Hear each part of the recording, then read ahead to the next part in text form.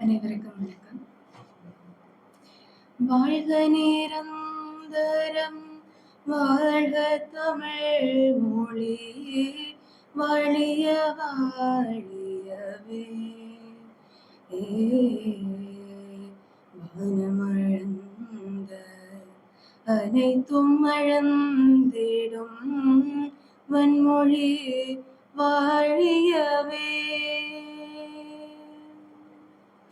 கடல் வைப்பினும் தன்மணம் வீசி இசை கொண்டு வாழியவே. எங்கள் தமிழ் மொழி, எங்கள் தமிழ் மொழி என்றென்றும் வாழியவே. சூழ்களி நீங்க தமிழ் மொழியோங்க துலங்குக வையகமே. வானம் அறிந்த அனைத்தும் அறிந்து வளர்மொழி வாழியவே.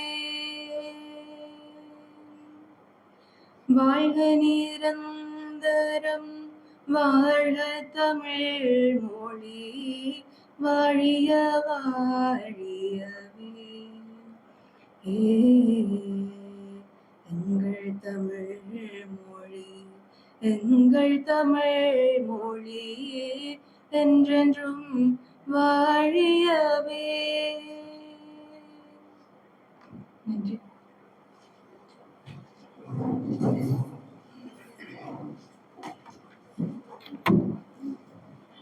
நன்றி தேஜஸ்வினி. வாங்கிவிடும் மூச்சரிவை வற்றாதிருக்க என்னை தாங்கி நிற்கும் தமிழன்னைக்கும் இந்த கொழும்பு தமிழ் சங்கத்து அன்பர்களுக்கும் தலைவர் உட்பட்ட நிர்வாக உறுப்பினர்கள் மற்றும் இங்கே கலந்து கொள்கின்ற அனைவருக்கும் எனது அடக்கமான வந்தனங்களை முதலிலே தெரிவித்து மகிழ்கின்றேன். பொறுப்பிலே பிறந்து தென்னன் புகழிலே கிடந்து சங்க திருப்பிலே இருந்து வைகை ஏற்றிலே தவழ்ந்த பேதை நெருப்பிலே நின்று கற்றோர் நினைவிலே நடந்து மறுப்பிலே பயின்ற பாவை என் மரங்கினில் வளர்கின்றான். அற்புதமான ஒரு பாடல். வில்லி பாரதத்தை பாடிய பெருந்தேவனார் இந்த பாடலை பாடுகின்ற பொழுது பொறுப்பிலே பிறந்து தென்னன் புகழிலே கிடந்து சங்க திருப்பிலே இருந்து வைகை ஏட்டிலே வளர்ந்து, பாருங்கள் எத்தனை அழகாக இந்த தமிழ் வளர்ந்த வரலாற்றை சொல்லியிருக்கிறார். நெருப்பிலே நின்று, இதுதான் அந்த வார்த்தைகளிலே மிக முக்கியமான. ஏனென்றால் நாவலர் பெருமான் தோன்றிய காலம் தமிழும் சைவமும் நெருப்பிலே இழிந்து நலிந்து போகிறதோ என்று சொல்லுகின்ற அந்த நிலையை நெருப்பிலே நின்று என்று சொல்லிவிட்டு கற்றோர் நினைவிலே நடந்து. வேதத்துக்கு சுருதி ஒரு பேர்.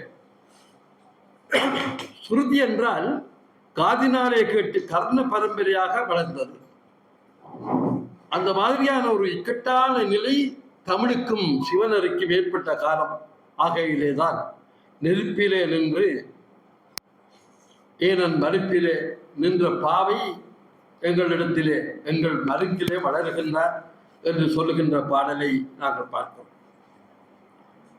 நாவலர் பணிக்கு ஆதாரமான புலமையும் ஆளுமையும் பற்றி இன்றைக்கு இலங்கையிலே தலைநகரத்திலே தமிழ் நெறியை பாதுகாக்க, தமிழ் பண்பாட்டை, தமிழ் கலாச்சாரத்தை, தமிழ் விழுமியங்களை எல்லாம் பாதுகாக்க 83 ஆண்டுகளுக்கு மேலே இருந்து தமிழ் பணி செய்கின்ற ஒரு சங்கத்திலே இன்றைக்கு அற்புதமாக நாவலர் பெருமானுடைய விழா, அவருடைய நினைவு கூறல் நடக்கிறது. இது சங்கத்துக்கு புதிய நிகழ்வு அல்ல. எனக்கு தெரியக்கூடியதாக இந்த 80 ஆண்டுகளும் 83 ஆண்டுகளுமே நாவலர் பெருமான் அவர் எம்மவர் என்ற ரீதியிலே 19ஆம் நூற்றாண்டில் யுகபுருஷராக இருக்கக்கூடிய அந்த நாவலர் பெருமானை தமிழ் சங்கம் தவறாது நினைவு கூர்ந்து அவருடைய பணிகளை எவ்வளவுதான் இக்கட்டான சூழ்நிலை வந்தாலும் நாவலருக்கு விழா எடுக்கின்ற தன்மையை யான் அறிவேன் என்று சொல்லி இன்றைக்கு 926வது அறிவோர் ஒன்று கூடல் என்று சொன்னவுடனே எனக்கு அதிலே இருக்கின்ற பொருத்தத்தை பார்த்தேன். இன்றைக்கு இந்த வருடத்தினுடைய கடைசி மார்கழி பிரதோஷ விரதம். நாவலருக்கு பிரதோஷம் என்றால் பிடிக்கும் என அவர் பிரதோஷ சைவ நெறியிலே பிரதோஷம் எல்லோரும் கை கொள்ள வேண்டும் என்று சொல்லுகின்ற ஒரு சைவனாக இருந்தார். இந்த கூட்டத்தொடரினுடைய எண்ணெய் கால்குலேட் பண்ணி பார்த்தேன், 17 வருது. இன்றைக்கு 17ஆம் தேதி. இன்னொரு பொருத்தம் என்னவென்றால், நாவலர் பிறந்தது மார்கழி மாதத்திலே 1822 மார்கழி மாதம் 5ஆம் தேதி. ஆக நேற்றைய தினம்தான் மார்கழி பிறந்திருக்கிறது. தேவர்களுக்கு உஷக்காலம் என்று சொல்லப்படுகின்ற அற்புதமான காலம்.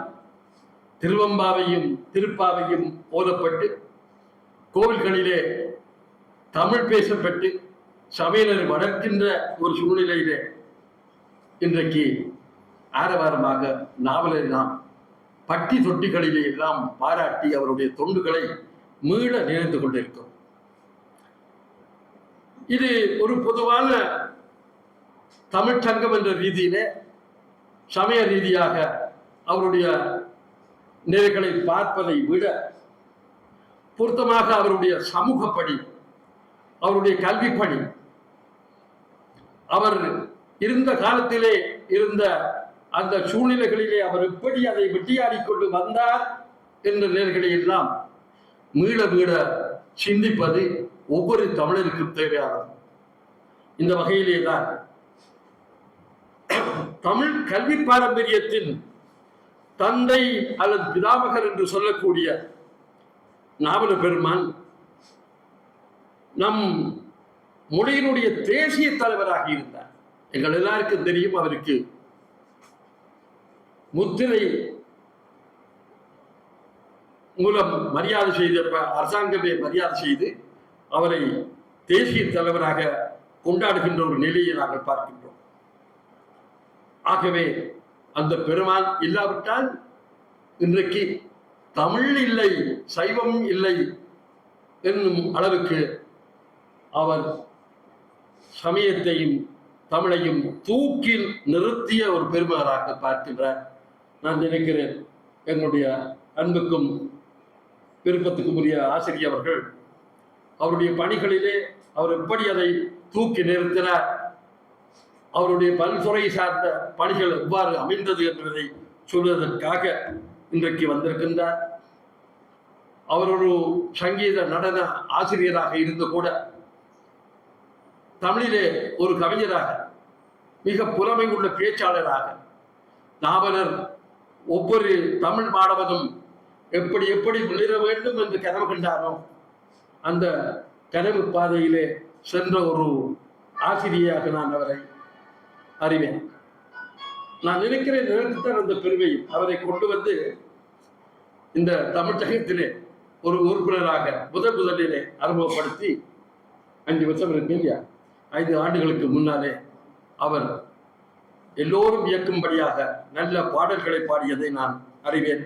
அப்படியான ஒரு சுவாசினி பிரந்தமன் என்று சொல்லக்கூடிய ஒரு இளம் பேச்சாளர், துடிப்புள்ள, நாங்கள் தங்கம்மா அப்பா பட்டியை கேட்டிருக்கிறோம், மங்கேற்கரசி திருச்சிட்டம்பலத்தை கேள்விப்பட்டிருக்கிறோம், இங்கே ராஜி டீச்சர் இருக்கிறார், கோகிலா மகேந்திரன் கூட அந்த வரிசையிலே வரக்கூடியவர். அவருக்கு 21ஆம் தேதி பெரிய விழா அங்கே எடுக்கிறார்கள். 80 வயது 75 வயது. அந்த வகையிலே பெண் எழுத்தாளர்கள், பெண் புறமையாளர்கள் குறைந்து வருகிறது என்ற குறையை தீர்க்க சிவாஜினி இருக்கிறார் என்று சொன்னால் கூட அதிலே தவறில்லை என்பதை சொல்லி, அண்மையிலே தான் துபாய் தேசத்துக்கு போய் அங்கே கவிதைகளை பற்றியும் தமிழனுடைய ஆற்றலை பற்றியும் தன்னால் இயன்ற அளவு நன்றாக பேசி பாராட்டு பெற்றுக் கொண்டு வந்தவர் என்பதை நான் அண்மையிலே அறிந்து உண்மையிலே நான் பெருமைப்பட்டேன். அந்த வகையிலே 19ஆம் நூற்றாண்டில் யுகபுருஷர் என்று எங்களை எல்லாம் தூண்டிவிட்டு எங்களை தமிழனாக வாழ வைத்த நாவலரை பற்றி நாம் சிந்திக்க இருக்கிறோம். சீவை தாமோதரம் பிள்ளை அவர்களுக்கு கூட தலைவர் அவர்கள் சொன்னதாக அறிந்தேன். அவருக்கு கூட அடுத்த விழா நடைபெறுவதற்கான ஆயத்தங்களுக்கு நடைபெற்றுக் கொண்டிருக்கின்றனர். அவர் நாவலரை பற்றி பாடிய அந்த புகழேந்தல் எங்கள் ஒவ்வொருவருக்கும் தாரக மந்திரமாக இருக்க வேண்டும். நல்லை நகர் ஆறுமுக நாவலர் பிறந்தவரே சொல்லு தமிழங்கே சுருதி அங்கே. சுருதி என்பது வேதம். எல்லாரும் ஏற்று புராணம் அங்கே, இதிகாசம் அங்கே, ஆத்த நெறி எங்கே அறை என்று ஸ்ரீவைதா அவர்கள் பாடிய பாடலை சொல்லிக்கொண்டு 1815களிலே தமிழ்நாட்டிலும் யாழ்ப்பாணத்திலும் குறிப்பாக இலங்கையிலும் தேசிய உணர்வு எங்களுடைய சிங்கள சகோதரர்களுடைய உணர்வை கூட மழுங்கடிக்கும் அளவுக்கு அந்நியருடைய ஆட்சியும் அவர்களுடைய கிறிஸ்தவ போதனையும் அவருடைய ஆங்கில மூலமான கல்வி நெறியும் அங்கே வலுப்படுத்தப்பட்ட போது இங்கே தமிழ் கல்வி பாரம்பரியத்தை, தமிழுக்கு என்ற ஒரு கல்வி பாரம்பரியம் இருக்கிறது என்பதை முதலிலே எல்லோருக்கும் எடுத்து காட்ட வேண்டும் என்பதற்காக அவர் வீறு கொண்டு எழுந்த அந்த வீராப்பு இன்றைக்கு வரையும் நாமது தமிழரனை கொண்டு வாழ்ந்திருதல் நன்றோ என்று சொன்ன வகையிலே ஒவ்வொரு தமிழர் நான் இருக்கிறேன் அவர் போட்ட அந்த அத்திவாரம் தான் எங்களுடைய இளைஞர்களை கூட தட்டி எழுப்பி விட்டது என்ற வகையிலே சொல்லுகின்ற பொழுது 1815 இலங்கையை ஒரு கிழக்குள் ஆளுகின்ற அந்த ஆங்கில இடத்தின் ஆள்பதியாக இருந்தவர் சர் பிரவுன் ரிக் என்பவர். அந்த அவருடைய காலத்திலே தான் மிஷனரி வாரரின் செல்வாக்கு எல்லாம் அதிகரித்திருந்து Baptist mission, West mission mission, American mission என்று சொல்லப்படுகின்ற கிறிஸ்தவ சபைகள் எல்லாம் தோன்றி அவர்கள் மதத்தை போதிக்க வந்தவர்கள். ஆனால் எடுத்த எடுப்பிலே ஆங்கிலத்தை போதிக்க தொடங்கி பாமர மக்களிடையே பொதுவான மக்களிடத்தில் ஏன் கற்றோரிடத்திலே கூட அந்த ஆசையை காட்டி, நாகரிகமான போக்கினை காட்டி, ஏன் திருமணங்களை கூட காட்டி, அதை பற்றி நாங்கள் இங்கே பேசக்கூடாது. நல்ல திருமணங்கள் செய்ய வேண்டும் என்றால் கிறிஸ்தவத்திலே செய்தார்கள். எனக்கு தெரியக்கூடியதாக நான் 1972களிலே கொழும்புத்துறை ஆசிரிய கலாசாலையிலே படித்தேன். நேற்றைக்கு கூட அதை பற்றி மீண்டும் நினைத்தேன். அந்த நேரத்தில் அதுக்காக தான் இப்படி வந்தேன். அந்த நேரத்தில் எங்களுக்கு அந்த அப்பாயின்மெண்ட் இருக்கையில் அட்மிஷனுக்கு லெட்டர் எழுதிக்கல. இங்கே டைரக்டர் இருக்கிறார். 3 சோடி நேஷனல், 3 சோடி வேட்டி வெள்ளையாக எல்லாம் கொண்டு வாருங்கள். ஏன் இதை சொல்ல வருகிறேன் என்றால், கொழும்புத்துறையில் நாங்கள் படித்தது. இப்பவும் அந்த கலாச்சாரத்தை நேற்றைய தினம் லரீசன் அவர்கள் போட்ட ஒரு பதிவை பார்த்தேன். ஒரு நாகரீகமயப்பட்ட ஒரு ட்ரைனிங் காலேஜ் கல்வி முறை இப்போது மாறிக்கொண்டு வந்தாலும் கூட உண்மையிலே ஒரு கல்வியை வளர்க்க வேண்டுமானால் சமயத்தின் ஊடாக வளர்க்க முடியும் என்று சமயத்தை முதற்காரணியாக கொண்டு ஆங்கிலேயருக்கு எதிராக தமிழ் மொழி பாடசாலைகளை ஆரம்பித்தார். ஏன் அவர் முதல் முயற்சியாக தமிழர்களுக்கு ஒரு ஆங்கில பாடசாலையை கூட ஆரம்பித்திருக்கிறார்.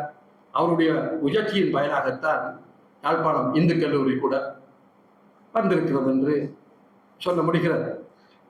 நாவலர் தன்னுடைய பெயரிலேயே அது நாவலர் பாடசாலை என்ற ரீதியிலே ஆங்கில கல்விக்காக பாடசாலை ஏற்படுத்தி அதை கொண்டு நடத்திய போலும் அந்த நேரத்திலே இருந்த எங்களுடைய மக்கள் அதற்கு கை கொடுக்க முன்வரவில்லை என்ற செய்தியை நான் அவரை பற்றி வாசிக்கின்ற பொழுது பார்த்து மிகவும் வருந்தினேன். அந்த ஒரு நிலை மீண்டும் வந்துவிடுமோ என்ற நிலைக்காக உண்மையிலே தான் இப்ப நாங்கள் பார்க்கிறோம். இது ஒரு நாகரிகமாக, ஒரு ஸ்டைலாக, ஒரு ஃபேஷனாக வந்து விட்டது. என்னுடைய பிள்ளை இன்டர்நேஷனல் ஸ்கூல்ல இங்கிலீஷ் மீடியத்தில் படிக்குது. அம்மா மேர் பேத்தி மேர் சொல்லுவீங்க, ஐயோ அவள் கதைக்கிறது எனக்கு ஒன்றும் விளங்குதில்லை, அவள் ஒரே இங்கிலீஷ்ல. இப்ப வெளிநாட்டிலே கனடாவிலே, இந்தியா, லண்டன்ல இருந்து கொண்டு எந்த பிள்ளை அங்கதான் பிறந்தவள், அவளுக்கு தமிழ் தெரியாது, அவள் இங்கிலீஷ்லேயே கதைக்கிறாள் என்றதுக்கு மேலா உங்களோட நாட்டிலேயும் இப்போ இன்டர்நேஷனல் ஸ்கூல், அதை நான் எவ்வளவு தூரம் உங்களுக்கு சொல்லலாம் எனக்கு தெரியல. I was also been working as a principal in an international school. அங்கே கொஞ்ச காலம் அனுபவித்தேன். The students were using English language as a weapon. சத்தியமாக அவர்கள் பட்ட பாட பார்த்தேன். அப்படியான ஒரு சூழல் இருந்த நேரத்திலே அவருக்கு தமிழ் மொழி பற்றிய சிந்தனையும் தமிழ் கல்வி பாரம்பரியம் தொடங்க வேண்டும் என்ற சிந்தனையும் ஏற்பட்டது. வியப்புக்கு இல்லை என்பதை சொல்லி தமிழ் மொழியிலே உச்சந்தொட்ட அந்த பெரியவரை, கல்வி சிந்தனையாளரை, அந்த ஆளுமையை, அவருடைய சமூக கல்வி தொட்டி தர்மம் முதலாய சமூக பணிகளை இன்றைக்கெல்லாம் நாங்கள் காசுகள் சேர்த்து கொண்டு திரிகிறோம். துன்பப்பட்டவர்களுக்காக அந்த உதவி செய்கிற மனப்பான்மைக்கு எல்லாம் எங்களுக்கு வழிதேடி தந்தவர், வழிகாட்டியாக இருந்தவர் என்பதை கூட அவருடைய வாழ்க்கையை பார்க்க தெரிகிறது என்பதை சொல்லி, கேட்டார் பிணிக்கும் தகைவாய் கேளாரும் வேட்பமொழிகின்ற அவருடைய அந்த சொற்புலமையை பற்றி பெரும்பாலும் ஒழுவாக வைத்துக்கொண்டு எங்களுடைய அன்புக்கும் விருப்பத்துக்கும் உரிய தங்கை சுகாசினி அவர்களை இப்போது தன்னுடைய பேச்சை தொடங்குமாறு அன்போடு கேட்டுக்கொள்கிறேன். வணக்கம்.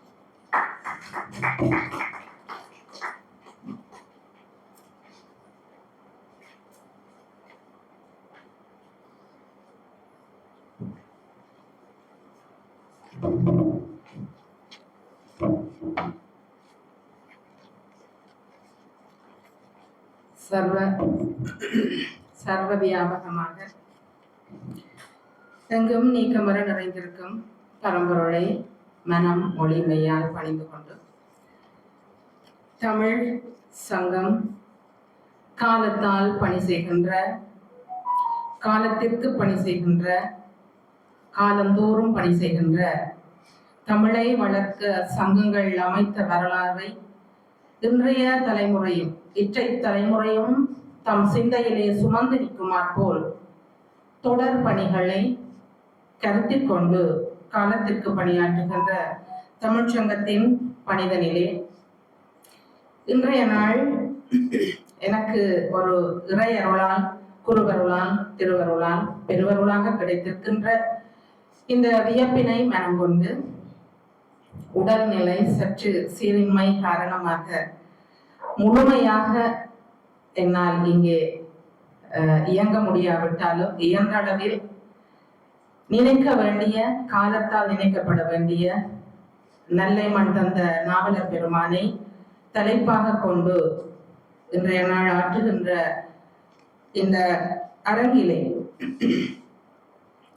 தலைமையாக தகைமை கொண்டிருக்கக்கூடியவர், அன்பிற்கு பாத்திரமானவர். அவர் ஏலவே குறிப்பிட்டதை போல நான் நினைக்கின்றேன், நான் கொழும்பிற்கு வந்த காலப்பகுதியை அண்மித்த காலங்களில் இலங்கை ஒலிபரப்பு கூட்டுத்தாபனத்திற்கு கதாபிரசங்கம் என்று நினைக்கின்றேன். அந்த நிகழ்விற்கு உடுவை தில்லை நடராஜ ஐயாவுடனும் இன்றைய தலைமை தாங்கி இருக்கக்கூடிய பேரன்பிற்குரிய எங்கள் ஸ்ரீதயாளன் ஐயா அவர்களுடனும் மிகச்சிறிய பாலகியாக நான் சென்றமை நினைவு வருகின்றது. காலந்தோறும் மொழியின் வளர்ச்சிக்காக துணை நிற்பவர்கள் காலத்தில் கருத்தில் கொண்டு குழந்தைகளை வளர்க்கின்ற பாரிய பொறுப்பில் மிக தகுதியாக இருக்கக்கூடியவர். இன்றைய நாளும் இந்த நிகழ்விற்கு தலைமை தாங்குகின்றமை மற்ற மகிழ்வை தருகின்றது. அவ்வண்ணமாக இங்கே அரங்கடை கூடியிருக்கக்கூடிய தமிழ்ச்சங்கத்தின் தலைவர் பதவியிலே கண்ணியமான பணிகளை ஆற்றக்கூடிய எனக்கு பிரத்யேகமாக பிடித்த ஒரு பெண் ஆளுமை, அமைதியும் அடக்கமும் கொண்டவர். அதே போல் ஆர்த்தகலாத பேரன்பிற்குரிய கற்றோர் சான்றோர் பெருமக்கள் அனைவரையும் திங்களின் இன்பப்பெறாய் தீஞ்சுவை கனியம் சாராய் குன்றினல் சுரந்து பாயும் குளிர் புனல் அருவியோற்றாய் நின்றமை பிறக்கும் இறை தமிழ் தாயை வணங்கி மீண்டும் என்னுடைய வணக்கங்களை மொழிகின்றேன் பணிவாய். இன்றைய நாள் தலைப்பை மனம் கொள்கின்றேன். சொல்லு தமிழ் வாழ வகை சொன்ன நாவலர். நாவலர் பெருமான் பாரதியார் இருந்தார், காந்தி இருந்தார், இவ்வாறு விவேகானந்தர் இருந்தார், பிறந்தார். இந்த சிந்தைக்கு அப்பால் சொல்லு தமிழ் இற்றை வரை வாழ்கிறது. அதற்கு வகை சொல்லத்தக்கவராக இருந்த நாவலர் பெருமானை நினைவு கொண்டு அனைவருடைய சிந்தனையிலும் ஏக மனதாக இவ்வரங்கடை ஒருகணம் மனதிருத்தி நினைவு கொள்ளுமார் போல் சொல்லு தமிழ் வாழ வகை சொன்ன நாவலர் பெருமான் தலைப்பிலே இந்த சிறுமியாக இவ்வளவு கற்றோர் மத்தியிலே இச்சிறுமிக்கும் ஒரு வகையிடம் கிடைத்தமை மட்டில்லாத மகிழ்வையும் இனி வளரலாம் என்ற தத்துணிவையும் எனக்குள் தருகின்றது. நாவலர் என்று நினைத்தாலே நிச்சயமாக சமய பணிதான் முதற்கண் தரும். மொழி என்று சொல்கின்ற போது அது மரபையும் இவ்வையகத்தை எவ்வாறு வாழ்வாங்கு வாழலாம் என்ற உறுதிமொழிகளையும் சொல்லிக் கொண்டிருப்பவை. அவ்வாறு சொல்லிக் கொண்டிருக்கத்தக்க வகையில் அவற்றை மதம் என்று நாங்கள் சுமந்து அதன் விழுமியங்களின் வழிகாட்டுதலால் எங்கள் வாழ்க்கையை வழிநடாத்தி செல்ல தகுந்த பாதை ஆன்மீகம். அத்தகைய இரண்டும் கலந்த ஒன்றை இரண்டாக்கி பார்க்கின்ற இன்றைய சமூக கூறுடையே சமயம் வேறு தமிழ் வேறு என்று இரண்டாக பார்த்து ஒரு ஆசிரியராக நினைக்கின்றேன். சமய கல்வி இல்லாத பாடசாலைகள் கூட இருக்கலாம், மொழி கூட சர்வதேச மொழியாக இருக்கின்ற பாடசாலைகள் இருக்கலாம். ஆக இனிவரும் தலைமுறை முளைத்து எழுகின்ற காலப்பகுதியில் தன்னுடைய இரு கண்ணையும் அங்கனமாக சமயத்திற்கும் தமிழுக்கும் என்றே வாழ்ந்து காட்டி சென்ற அந்த ஒரு உன்னத ஆத்மா பற்றி நாங்கள் வாழ்கின்ற ஆத்மாக்கள் சிந்திப்பது தலையாய கடனும் கடமையும். சொல்லு தமிழ் வாழ வகை சொன்ன நாவலர். வாழ்வதே கடினமாகத்தான் இன்று பலர் தங்கள் உயிரை மாய்த்துக் கொள்கிறார்கள். உயிர் வாழ்தலை எதிர்கொள்ள தன்னம்பிக்கையற்றவர்கள் வாழக்கூடிய பூமியிலே ஒரு மொழி வாழ சொல்லக்கூடிய தமிழ் வாழ வகை சொன்ன நாவலர். ஆகையினால் வாழ்தல் என்பது சிரமம் என்று சிந்திக்கின்ற போது ஒரு மரபையே வாழ வைத்த பெருமான் எவ்வண்ணம் அவற்றை வாழ வைத்திருப்பார். நான் உண்மையில் மணிவாசக பெருமானை பார்த்து இந்த வையகத்தில் வாழ்தல் என்பது மிக கொடுமையும் கடினமும் தான் என்று சிந்தித்து திரும்பிய போதில் நாவலர் பெருமான் என்ன பாடுபட்டார் என்பதை கற்று அறிந்த போதில் ஆழமாக சென்ற போதில் ஒரு உண்மையை உணர்ந்தேன். சிறுமிதானே நான் நினைத்தது எங்கட காலத்துலதான் இவ்வளவு சிக்கல்கள். முன்னரெல்லாம் என்ன மாதிரி தடக்கி விழுந்தாலும் தமிழ் குற்றத்தில் விழுந்து முளைத்தெழுந்தவர்கள் வளர்ந்த பாரம்பரியத்தில் நாங்கள் வாழ்வதற்கு சிரமப்பட்டு கொண்டிருக்கின்றோம் என்றுதான் சிந்தித்தேன். ஆனால் நாவலர் பெருமானை பார்த்த போது இப்போது இருக்கக்கூடிய காலத்தை போலத்தான் அவரும் ஒரு சூழலில் வாழ்ந்திருக்கின்றார். இன்னும் ஒன்று சொல்ல போனால், நாங்கள் தெறி அழுத்தி தொழிலை நடாத்துகின்ற ஒரு இலகு உலகில் உலகி வருகின்றோம். எங்களுக்கு எல்லாமே சுலபமாக இருக்க வேண்டும் என்று எதிர்பார்க்கின்ற உலகத்தில் பயணித்துக் கொண்டிருக்கின்றோம். ஆனால் ஒரு கல்லிலே நாரை உரிப்பதை போன்ற கடினமான வாழ்க்கை தடங்களில் வாழ்ந்து காட்டியிருக்கின்றார் நாவலர் பெருமான். அதுதான் உண்மை. இன்றைய உணவுகளாகட்டும், உங்கள் நினைவுகளாகட்டும், ஒரு மெகினி நூடுல்ஸை போல உடனடியாக திடீர் தோசை அதையே கூட பேக்கெட்டுகளில் அடைப்புகளில் அடைத்து இன்றைக்கு வணிக சந்தையில் வந்து கொண்டிருக்கின்றது. திடீர் உணவு, திடீர் மரணம். முந்தைய காலங்களில் கால நிர்ணயம் இருந்தது. முதுமை அடைந்தால் தான் மரணம். ஆகையினால் இப்போது இருக்கக்கூடிய இலகு என்ற சிந்தையில் உலவி வருகின்ற எங்களுடைய வாழ் தடங்களில் இருந்து பார்க்கின்ற போது நாவலர் பெருமானை நாள்தோறும் மனதிருத்த வேண்டிய, எதிர்கால குழந்தைகளை உருவாக்க வேண்டிய ஒரு மிகப்பெரிய பொறுப்பை நாங்கள் சுமக்க வேண்டும் என்ற வைராக்கியத்தை நெஞ்சில் பாய்ச்சினேன். எவ்வளவு கஷ்டத்தில் இந்த சமூகத்தில் உண்மையில் என்னுடைய பள்ளி மாணாக்கர்களை கூட வரவழைப்பதற்கு அவ்வளவு போராட்டம். என்ன நிகழ்ச்சி என்று சொல்லாமல் தான் அழைப்பில கொடுத்தேன்.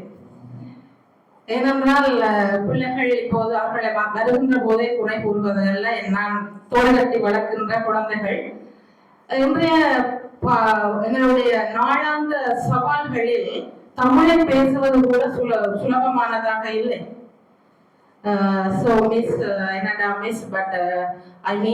இந்த மாதிரி ஒரு ஆங்கில கலப்பை சுமக்க விரும்புகின்ற சமுதாயத்திற்கு ஆசிரியன் என்று இந்த புறவியை இறைவன் பூமிக்கு நமக்கு பொருந்த அனுப்பினானா பொருந்தாமல் அனுப்பினானா என்று தெரியாமல் தடம் புரண்டு கொண்டிருக்கின்ற போதில் உண்மையில் நாவலர் பெருமானுடைய வாழ்தடங்களை பற்றி கொண்ட போது அதை பற்றுட்டு எங்களுடைய ஆத்மாவை திடங்கொள்ளலாம் என்ற தன்னம்பிக்கையை உண்மையில் வைராக்கியமாக தந்தது. என்னென்று சொன்னால், இன்னும் சொன்னால், ஒரு காரியத்தை செய்வதற்கு ஒரு அணி தேவை, ஒரு அமைப்பு தேவை, ஒரு நிறுவனம் தேவை. தனியாளாக இயங்குவதற்கு யாருமே முன்பெறுகின்ற இயல்பை இயற்கையாக பார்க்க முடிவதில்லை. ஒரு அமைப்பு, டீம் ஒர்க், குரூப் ஒர்க். ஆனால் ஒரு தனி மனிதனாக தன்னுடைய சிந்தையிலும் சிரத்திலும் புயத்திலும் கரத்திலும் என சமயத்தையும் தமிழையும் ரெண்டு கண்ணுண்டு கொண்டு இந்த பாரதத்திற்கும் இலங்கைக்கும் இடையிலான ஊடாட்டங்களுள் எவ்வளவு தூரம் என்று போராடி இருப்பார். நாங்கள் எல்லாம் உம்மட்டு. நான் நினைப்பேன், இந்த யாழ்ப்பாணத்தில் வெட்ட தளித்தவர்கள் நாங்கள், எங்களோட தலைமுறை, குறிப்பாக என்னுடைய தலைமுறை. அந்த குழந்தை பருவத்தை கூட விளையாடியது நினைவில்லை. இருட்டு வந்தால் பங்க, வெடிகட்டால் ஓட்டம், இப்படியே பள்ளி நாட்கள் கூட சென்றது நினைவு குறைந்த ஒரு யுத்த போரியிலே முளைத்தெழுந்தவர்கள் வெட்ட தலைத்து சலித்து கொண்டோம் ஒரு கட்டத்தில். ஆனால் இப்பேற்பட்ட கற்றவர்கள் இவ்வாறான அரங்குகளில் தோள் தட்டி நிகழ்ச்சிகளில் ஊடாக இவ்வாறு பேச்சரங்கங்கள், பாட்டரங்கு தந்து நம்மை வளர்த்தது தமிழும் சமயமும் தான். நான் படித்த பாடசாலை யாழ்ப்பாணம் சுண்டுக்குழி மகளிர் கல்லூரி. ஒவ்வொரு மாணவர்களும் நாங்கள் பைபிள் வைத்திருந்தோம். இப்போது அதாவது கிறிஸ்துமஸ் சொல்லக்கூடிய காலங்களில் கோயிலில் இருந்தேன். நான் பாடசாலை காலத்தில் திருவாரம் பாடியது எனக்கு நினைவில்லை. ஆனால் என்னுடைய வீட்டில், என்னுடைய வாழ் பரப்பில் சமயம்தான் மூச்சு என்று விடியற் காலையிலும் உறக்கத்திற்கு செல்லும் போதும் சுவாசிக்கப்பட்ட காற்று இன்று வேரோடு பிடுங்கி இந்த தேசத்தில் புலம்பெயர்ந்து வாழ்ந்தாலும், நாங்கள் புலம்பெயர்வதை வெளிநாடு என்று மட்டும் வைத்துக் கொள்கின்றோம். நாங்கள் கூட புலம்பெயர்ந்துதான் வேரோடு பிடுங்கி நடப்பட்டிருக்கின்றோம். இருந்தாலும் அங்கே சுவாசித்த சைவமும் தமிழும் என்று எங்களுக்கு சோறு போடுகின்றது என்றால், காலம் முழுவதுமாக நாவலர் பெருமானை போன்றுதான் இருந்திருக்கிறது என்பது இந்த உரைக்காக என்னை தயார் கொண்ட வேளையில் நான் எடுத்துக்கொண்ட உறுதி. ஆகையினால் தமிழ் வேறு சமயம் வேறாக இல்லாத பொழுதிலும் சமயத்தை பேசினால் கோவில் அரங்காக கொண்டு பார்த்து விடுவார்கள் என்ற ஒரு நோக்கிலே தமிழ் பற்றி சற்று சிந்திக்கலாம் என்று நினைக்கின்றேன். இவருடைய பிறப்பு இவ்வாறு அமைந்ததா? என்னுள் இயலவை குறிப்பிட்டேன், சிறுமி என்று. கற்றவர்களினுடைய உரைகள் வேறு விதமான கோணங்களில் காத்திரமாக அமைந்திருக்கலாம். என்னுடைய கோணம் பார்வை எல்லாமே இந்த வகை சொன்ன நாவலர், தமிழ் வாழ வகை சொன்ன நாவலர் எவ்வாறு இவருடைய பிறப்பு அமைந்திருக்குமே எங்களுக்கு இந்த பிறகு இல்லையோ? ஏனென்றால் சிலருடைய அவருடைய வாழ்க்கை காலத்தில் அவர் சந்தோஷமாக இருந்ததை என்னால் பார்க்க முடியவில்லை. சமுதாயத்திற்காகவே அவருடைய கண்விழிப்பும் உறக்கமும் இருந்திருக்கின்றது. சிலருடைய பிறப்பு, அதாவது வாழ்க்கையிலே ஒரு இன்பத்தை நோக்கிய பயணங்கள் தான் பொதுவாக எல்லோருக்குமே இருக்கும். ஆனால் இறந்ததன் பின்னர் அவர்கள் வாழுகின்ற போதுதான் அவர்கள் ஒரு மகா ஆத்மாக்களாக வாழ்ந்திருக்கிறார்கள் என்பது பலருடைய அனுபவ வாயிலான வரலாறுகளை பார்க்கின்ற போது தெரியும். பாரதியார் வாழ்ந்த போது வறுமையில் வாடினார். அவருடைய இறுதி நிகழ்வில் எவ்வாறு மக்கள் கூட்டம் கலந்து கொண்டார்கள். ஆனால் இன்று எவ்வளவு கோலாகலமாக விழாக்களை எடுக்கின்றோம். அதே போல நாவலர் பெருமான் வாழ்ந்த காலத்தில் அவரை போட்டு அவ்வளவு மனச்சஞ்சலங்களுக்கு உட்படுத்தி இருந்த போது அவர் நினைத்திருக்க மாட்டார், என்னுடைய மரணத்தின் பின்னரும் நான் வாழ்வேன் என்று எனக்கு தெரியவில்லை. ஆனால் இத்தனை காலம் ஆண்டுக்கு ஒரு நாவலரை வளர்த்திருந்தால் கூட 180-200 நாவலர்களை உருவாக்கி இருக்கலாம். எங்களால் முடியவில்லையோ என்ற ஒரு கவலை மனதிலே வலியாக எழுந்தது. சிலர் படைக்கப்படுகிறார்கள். அவர்கள் பிறக்கிறார்கள் என்று சொல்ல தோன்றவில்லை, படைக்கப்படுகிறார்கள். படைக்கப்பட்டு அந்த கொண்டு வந்த சஞ்சீத ஆகாமிய இந்த வினைகளை தீர்த்து வேறு வினைகளை சேகரிக்காமல் கொண்டு வந்த வினையை அறுத்து தன்னுடைய போகும் காலத்தில் புண்ணியங்களை சேர்க்க வேண்டும் என்ற பெருங்கருணை கோட்பாட்டினால் அந்த நோக்கினால் தங்களுடைய பயணங்களை நிறைவாக்கி வையகத்திலே இவர்களை போல வாழலாம் என்ற எண்ணங்களை நமக்கு தரவல்லவர்களாக இருக்கிறார்கள். அவ்வாறு நாவலரை நான் பார்க்கின்றேன். இதற்கு ஒரு உதாரணம், இங்க இருக்கக்கூடியவர்கள் எங்களுடைய தந்தையார் பெயர் நினைவிருக்கும். தந்தையாரின் தந்தையார் பெயர் ஓரளவு சொல்லுவோம்.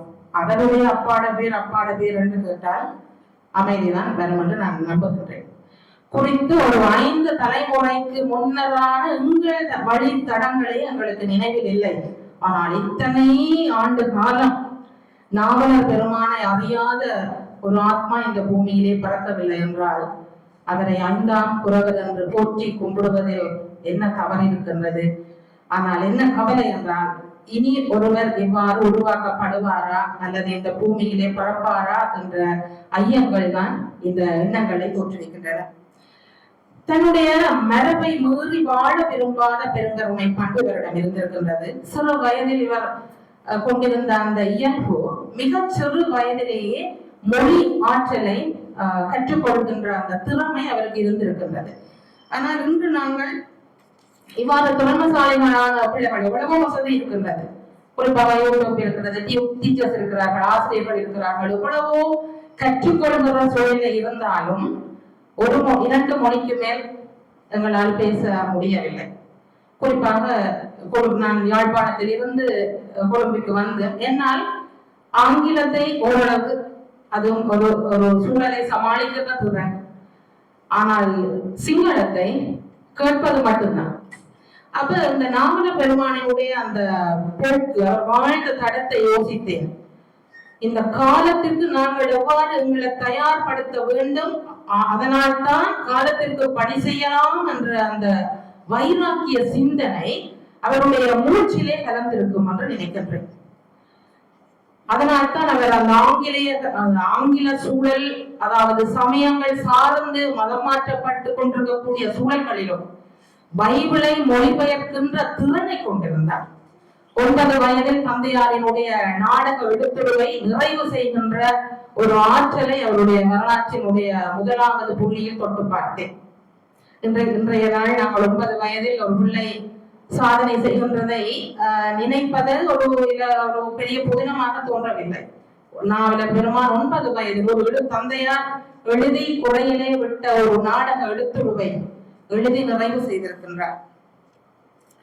இவரிடம் ஒரு பாதிரியார் தமிழ் படித்திருக்கின்றார். நாங்கள் இப்படி எத்தனை ஆங்கில பாதிரிமார்களுக்கு சொல்லிக் கொடுத்தோம் என்று யோசித்து பார்த்தேன். இந்த பாதிரிமாரை யோசிக்கின்ற போது எனக்குள்ள என்னுடைய வாழ்க்கையில் ஒரு சம்பவத்தை சந்தித்தேன். நிகழ்ச்சிகளில் அடிக்கடி சந்திக்கின்ற ஒரு பாதிரியார் எப்போதுமே என்ன காணுகின்ற போது, அம்மா நீங்க எப்பவுமே இந்த பட்டையும் கொண்டே மடிச்சு கொண்டு என்ன நீங்க பெரிய சைவ படம் மட்டும் காட்டிக்கொள்ள விரும்புறீங்களா அப்படின்னு எனக்கு சரியா விளைக்கும். ஏனென்றால் எனக்கு இது மட்டும்தான் ஆயுதம். எனக்கு வேறு மனுஷர் எல்லாம் நம்புறதும் இல்லை. இதுலயே வாழ்ந்து பழகியாச்சு.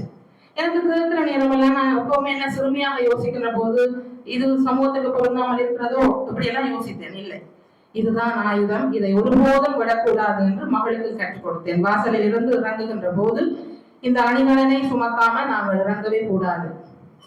பின்னாளில் ஒரு கொஞ்ச காலம் சென்றதன் பின்னாடி தான் திருவள்ளுவர் என்று சொல்றது. இந்த பாதிரியார் பற்றிய ஒரு தகவல் எனக்கு முகநூல் வழியாக நான் அதை தேடின போது கிடைத்ததில் ஒன்று, பாதிரியாரின் தந்தையார் பெயர் சிவனடியார். ஒரு வழி உங்களுக்கு தெரிந்திருக்கலாம். நான் நொறுக்குண்டு போனேன். என்னென்றால், என்ன போர்வையை சுமந்து கொண்டு நாங்கள் யாரோடு எதை பேசுகிறோம் என்றே தெரியாத பதவி முத்திரைகளில் வாழுகின்ற ஆத்மாக்களை நாங்கள் வழிகாட்டி என்று நினைப்பதா என்ற தடம்பொருள்கின்ற பாதை இந்த சூழலுக்கு இயல்பாக அமையப்பட்டிருக்கின்றது. இன்னொன்று, ஒரு மரபென்று பார்க்கின்ற போது பார்த்தேன், மரபில் நாமல பெருமான் தன்னுடைய மரணத்தின் பருவாயிலும் அந்த மரபிலே நின்றார். இந்த மரபு என்று பார்க்கின்ற போது எது மரபு? எங்களுடைய பிள்ளைகளுக்கு எல்லாம் மரபு தெரியவில்லை. எது மரபின் வரம்பு என்பதை கற்றுக் கொடுக்க தவறுகின்ற கடம்பொழுகின்ற சமுதாயத்தில் நிற்கின்ற போது நாமல பெருமான் அந்த உயிரை பணியம் வைத்திருக்கின்ற செய்திகளை பார்க்கின்ற போது நாங்கள் எல்லாம் ஒன்றுமே செய்யவில்லை என்று எண்ண தோன்றியது. அண்மையில் தேசிய நாடக விழா, இதற்கு நானும் ஒரு நடுவராக பணிபுரிய சென்றேன். என்னுடைய அனுபவங்களை தான் என்னுடைய உரையில் தரலாம். இப்போது ஒரு மாவட்டத்தில் அந்த நாடகங்கள் மேடேறி கொண்டிருக்கின்றன. ஒரு நாடகத்தில் ஒரு காட்சி வருகிறது. அது அருமையான நாடகம், அது தெரிவு செய்து விட்டோம். ஒரு புத்த பிக்கு ஒரு கடை அருகில் தேநீர் அருந்துகிறார். அதிக நேரமாக அதில் அமர்ந்திருக்கின்றார். இது ஒரு காட்சி. இந்த நாடகம் பற்றி கலந்துரையாடுகின்ற போது 2 பேர் சிங்கள மொழி மூலவர்கள், ஏனையோர் என்னில் வயது மூத்தவர்கள் கலந்துரையாடுகின்ற போது அந்த நாடகத்தை நிறையாக செய்த மாணவர்களிடம் ஒரு அறிவுரை சொன்னார்கள். இந்த காட்சியை அதிலிருந்து தவிர்க்க வேண்டும். ஒரு புத்த பிக்குவை நீங்கள் அதிக நேரம் அதில் காட்டுவது முரணாக இருக்கின்றது, அது பொருந்தேல. நீங்களே அந்த பாத்திரத்தை கரெக்டர் அதில் கொண்டு வாரீங்கள், அது தேவையில்லை, அதை விடுவோம், அது மரியாதையான ஒரு பாத்திரம் வேண்டாம். சப்ப நானும் சரியோ அப்படித்தானே, நாங்கள் அப்படித்தானே பார்க்கிறோம். அந்த அந்த பாத்திரத்தை நாங்கள் எந்த பெரிய ஆவையாக இருந்தாலும் எந்த பெரிய கற்றவராக இருந்தாலும் எங்கள் மதங்களிலிருந்து பார்க்கின்ற போதும் வேறுபட்டு இருக்கின்றதை என் மனதில் கொண்டேன். அதை விட்டு விட்டேன். இன்னொரு மாவட்டத்தில் ஒரு நாடகம். ஒரு பெண் பல்கலைக்கழக மாணவி, அது ஒரு தனி, அதாவது ஷோட்ராமான்னு சொல்லக்கூடிய ஒரு குறு நாடக வடிவம். ஒரு மாணவி அவர் நிறைய செய்திருந்தார். அது வரக்கூடிய பாத்திரம் ஒரு பெண் பாத்திரம். கதையை நான் சொல்லவில்லை. விபச்சாரியாக தன்னை அதிலே காட்டுகின்றார். அப்போது பாடசாலை காலத்தில் அவளை காதலித்த ஒரு காதலன் நாடகம் நிறைவு பெறுகின்ற போது சந்தித்து, ஏன் நீ இந்த தொழிலுக்கு வந்தா என்ற போது அந்த வசனம் தான் இப்போ அது எனக்கு பிரச்சனையாக தோன்றியது. வாழ வேறு வழி இல்லை என்றதால வந்தன் என்ற போல அது நாடக பாங்கில வேற மாதிரி அமைந்தது. நான் பொருளை பட்டே சொல்றேன், எனக்கு அதில் நன்று விட்டேன். இப்போது கலந்துரையாடல் நடக்கிறது. நான் இப்போது பொறுப்பட்டேன்.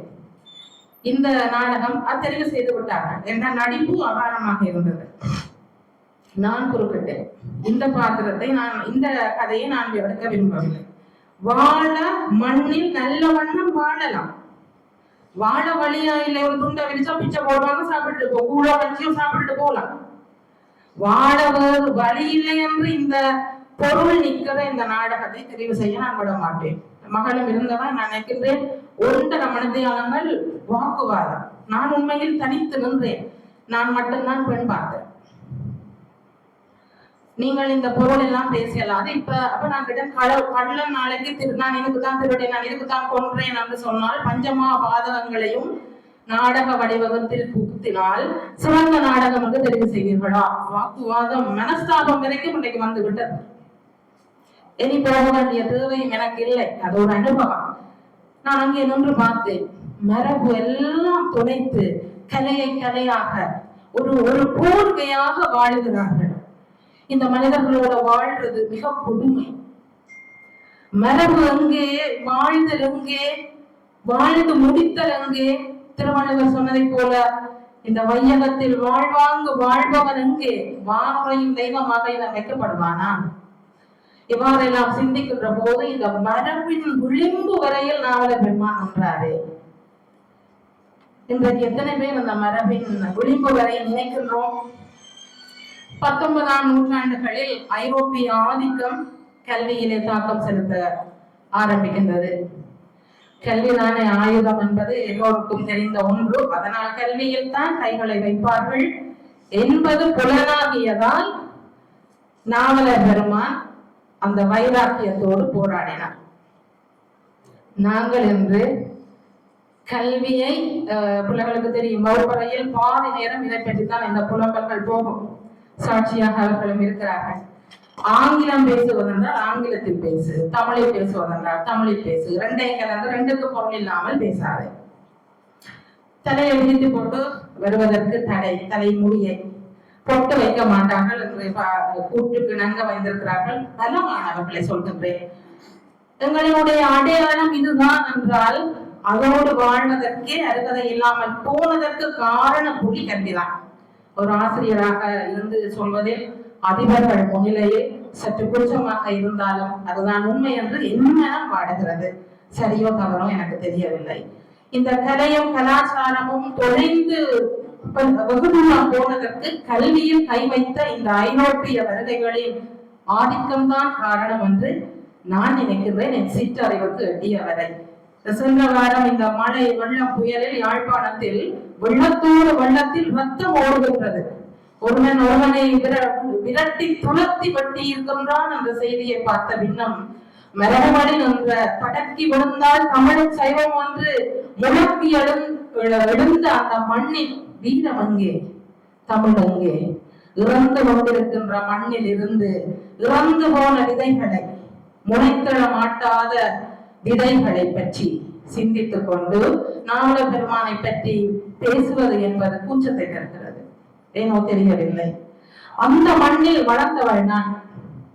ஏழரை கூறியதை போல சுண்டுக்குழி மகளிர் கல்லூரி எனக்கு ஏனைய கலை வடிவங்களையும் அறிவையும் தந்திருக்கலாம். ஆனால் நான் சுவாசிக்கின்ற என் தமிழையும் சமயத்தையும் அந்த நெல்லை சூழல் தான் எனக்கு கற்றுத்தந்தது. நல்லோர் 25 நாளும் அந்த ஆலய முன்றலில் நான் கேட்டு வளர்ந்த அந்த சொற்பதங்கள் ஓடி ஓடி புலம்பெயர்ந்து திரிந்தாலும் எஞ்சி சொற்ற நாட்களாக மிஞ்சி போன நாட்களில் சேகரித்துக் கொண்டவை, அந்த நெல்லை மண் நெல்லிருந்து பெற்றுக் கொண்டவை. ஆகையினால் இந்த மிஷன் என்ற ஆக்கிரமிப்பால் வாடி வதங்கி போகின்ற இச்சை நிலை வரை வளர்ந்து விட்டோம் என்று சொல்கின்றோம். எனக்கென்றால் இது புரியவில்லை. நாங்கள் வளர்ந்ததாகவே எனக்கு படவில்லை. வளர்ந்தால் அதற்கு பெயர் வளர்ச்சி. உதாரணமாக சொல்கின்றேன். எனக்கு சிறுமி என்று முதல்ல சொல்லிவிட்டேன். ஆக குழந்தையாக இருந்த காலத்தில் என்னுடைய தந்தையார் கடைக்கு போகின்ற போது ஒரு கையிலே பையோடு போவார். இதன் நான் பிறகு உயர்தரம் படிக்கின்ற போது அந்த பையை தந்து விடுவார்கள். நான் அப்போது உங்களுடைய வானத்தில் வீட்டுக்கு உதவி செய்யக்கூடிய ஆண் பிள்ளையாகவும் பெண் பிள்ளையாகவும் வீட்டில் தனித்த ஒரு பிள்ளையா இருந்ததனால் அனைத்து கடமைகளையும் மாற்றின போது இந்த பையை தந்து விடுவார்கள். சும்மா கடையிலே பை இருக்கு அப்படின்னு சரித்துக் கொள்வேன். இதுவே எங்களுக்கு பழக்கப்பட்டது. கடையில பை தருவார்கள். இன்றைக்கு அந்த வளர்ச்சி இருக்கின்றதா? மறந்து போய் ஏனென்றால் பழக்கத்தை தானே வழக்கத்தில் வைத்தோம். இப்ப பழக்க வழக்கத்தில் நாங்கள் வெற்று கையோடு பொருட்களை வாங்க கொள்வனவு செய்ய பழகி போன எங்கள் பழக்கத்தில் 5 ரூபாயை தினமும் கொடுத்து கொண்டு வீட்டை போகின்றோம். இதுக்கு பேர் வளர்ச்சியா? நாங்கள் கேட்டோமா? அதனால் வளர்ச்சி என்பது வளர்ந்து முடிந்த நிலையை சொல்ல வேண்டும். இந்த வளர்ந்து தேய்ந்து வாழை இலையில அருமையாக சாப்பிட்டு இருந்தோம். எனக்கு நினைவிருக்கிறது ஒரு ஒரு எங்கேயாவது ஒரு பயணம் போறோம் என்று சொன்னால் அம்மா வாழையிலே வெட்டி அதை அந்த நெருப்பில வாட்டி அதுல வெடியப்பத்தை வச்சு அதை அருமையான வரைக்கும் இது ஒரு நினைவு. இந்த வாழையில இந்த சாப்பிடுறதே இன்றைக்கு போய் வெள்ளவத்தை வாழையில துண்டம் விலை கேட்டால் ருப்பியத்தியா என்றால் வயிறு பத்தி எரியும், அதுவே போதும் பெண்கள் என்று சொல்லி கவிதை எழுதுற அளவுக்கு எங்களோட சிந்தனை வாழையிலேயே துளைச்சு போட்டோம். ஆனா இன்றைக்கு சில வாழை இலையில சாப்பாடு கொடுக்குற கடைகள் சாப்பாட்டு அதாவது உணவினுடைய விலை நிர்ணயத்தை அதிகரித்து தருகிறார்கள். எங்களிடமே இருந்து பெற்ற ஆதிக்கத்தால் இயற்கையாக இருந்த எங்கள் மரபில் இருந்து எடுக்கப்பட்டவற்றை தொலைத்து இடைவெளியில் மீண்டும் பெற்றுக் கொண்டிருக்கின்றோம். இதற்கு பெயர் வளர்ச்சியா. இவ்வாறுதான் எனக்கு இந்த மிஷன் என்று சொல்லக்கூடியவர்கள் ஆரம்ப காலங்களில் 19ஆம் நூற்றாண்டுகளில் நாவலர் பெருமானுடைய காலப்பகுதியில் இந்த மிஷன்ஸ் அதாவது மிஷன் என்ற சொற்பதங்களோடு அவர்களுடைய கல்வி நடவடிக்கைகள் ஆக்கிரமித்த போது இவருடைய சிந்தனை கிளர்ந்து எழுந்திருக்கலாம். மிக இளம் வயதிலே இந்த புலமைகள் எழில் புலமையை அவர் கற்றுக்கொண்டு தன்னுடைய சுயநலமாக நின்று தமிழ்தான் என்று நிற்கவில்லை. அவரை போல ஒரு ஆங்கில புலமையானவர் ஒரு ஆத்மாவையும் அந்த காலத்தில் ஒப்பிட முடியவில்லை. அவ்வளவுக்கு ஆங்கிலத்தில் புலமை பெற்று ஆங்கில பைபிள் அந்த நூலை தமிழில் மொழிபெயர்க்கக்கூடிய அளவிற்கு பாண்டித்தியமான மிக சிறுவர். எங்களோட சிறுவர்களை எல்லாம் நினைத்து பார்க்கின்றோம். சோ டயர்ட் மிஸ் என்று சொல்வார்கள். ஒரு 4 வசனம் எழுதினா மிஸ் கையெல்லாம் வலிக்குது, சோ டயர்ட் மிஸ் என்றா வந்து யோசிக்க கூட வேற பிள்ளைகளை சொல்கின்றேன். அப்ப இந்த நாவலர் பெருமானுடைய சிறு பராயத்தில் யார் கற்று இவ்வாறு ஒரு சொல்லும் புலமையில் அவருடைய வளர்ச்சி இருந்திருக்கும். முளைத்தொழுந்த மண்ணா, இயற்கை விதியா, இறைவன் படைப்பா என்ற சிந்தனைகளை தரக்கூடியவாறு. என்றால் அந்த பைபிளை மொழிபெயர்த்து அதை அச்சேற்றுவதற்கு பாரத மண் செல்கிறார்கள். அங்கே மறுத்து விடுகிறார்கள் அந்த பதிப்பகத்தை. இது ஒரு தரமானதாக இருக்கின்றதா என்று ஆய்வு செய்ய வேண்டும் என்று சொல்லிவிட்டார்கள். இந்த பேசுவல் பாதிரியாருக்கும் நாவலருக்கும் இந்த தகவல் கிடைத்ததும் பாதிரியார் கொஞ்சம் பதட்டத்தில் இருந்தாராம்.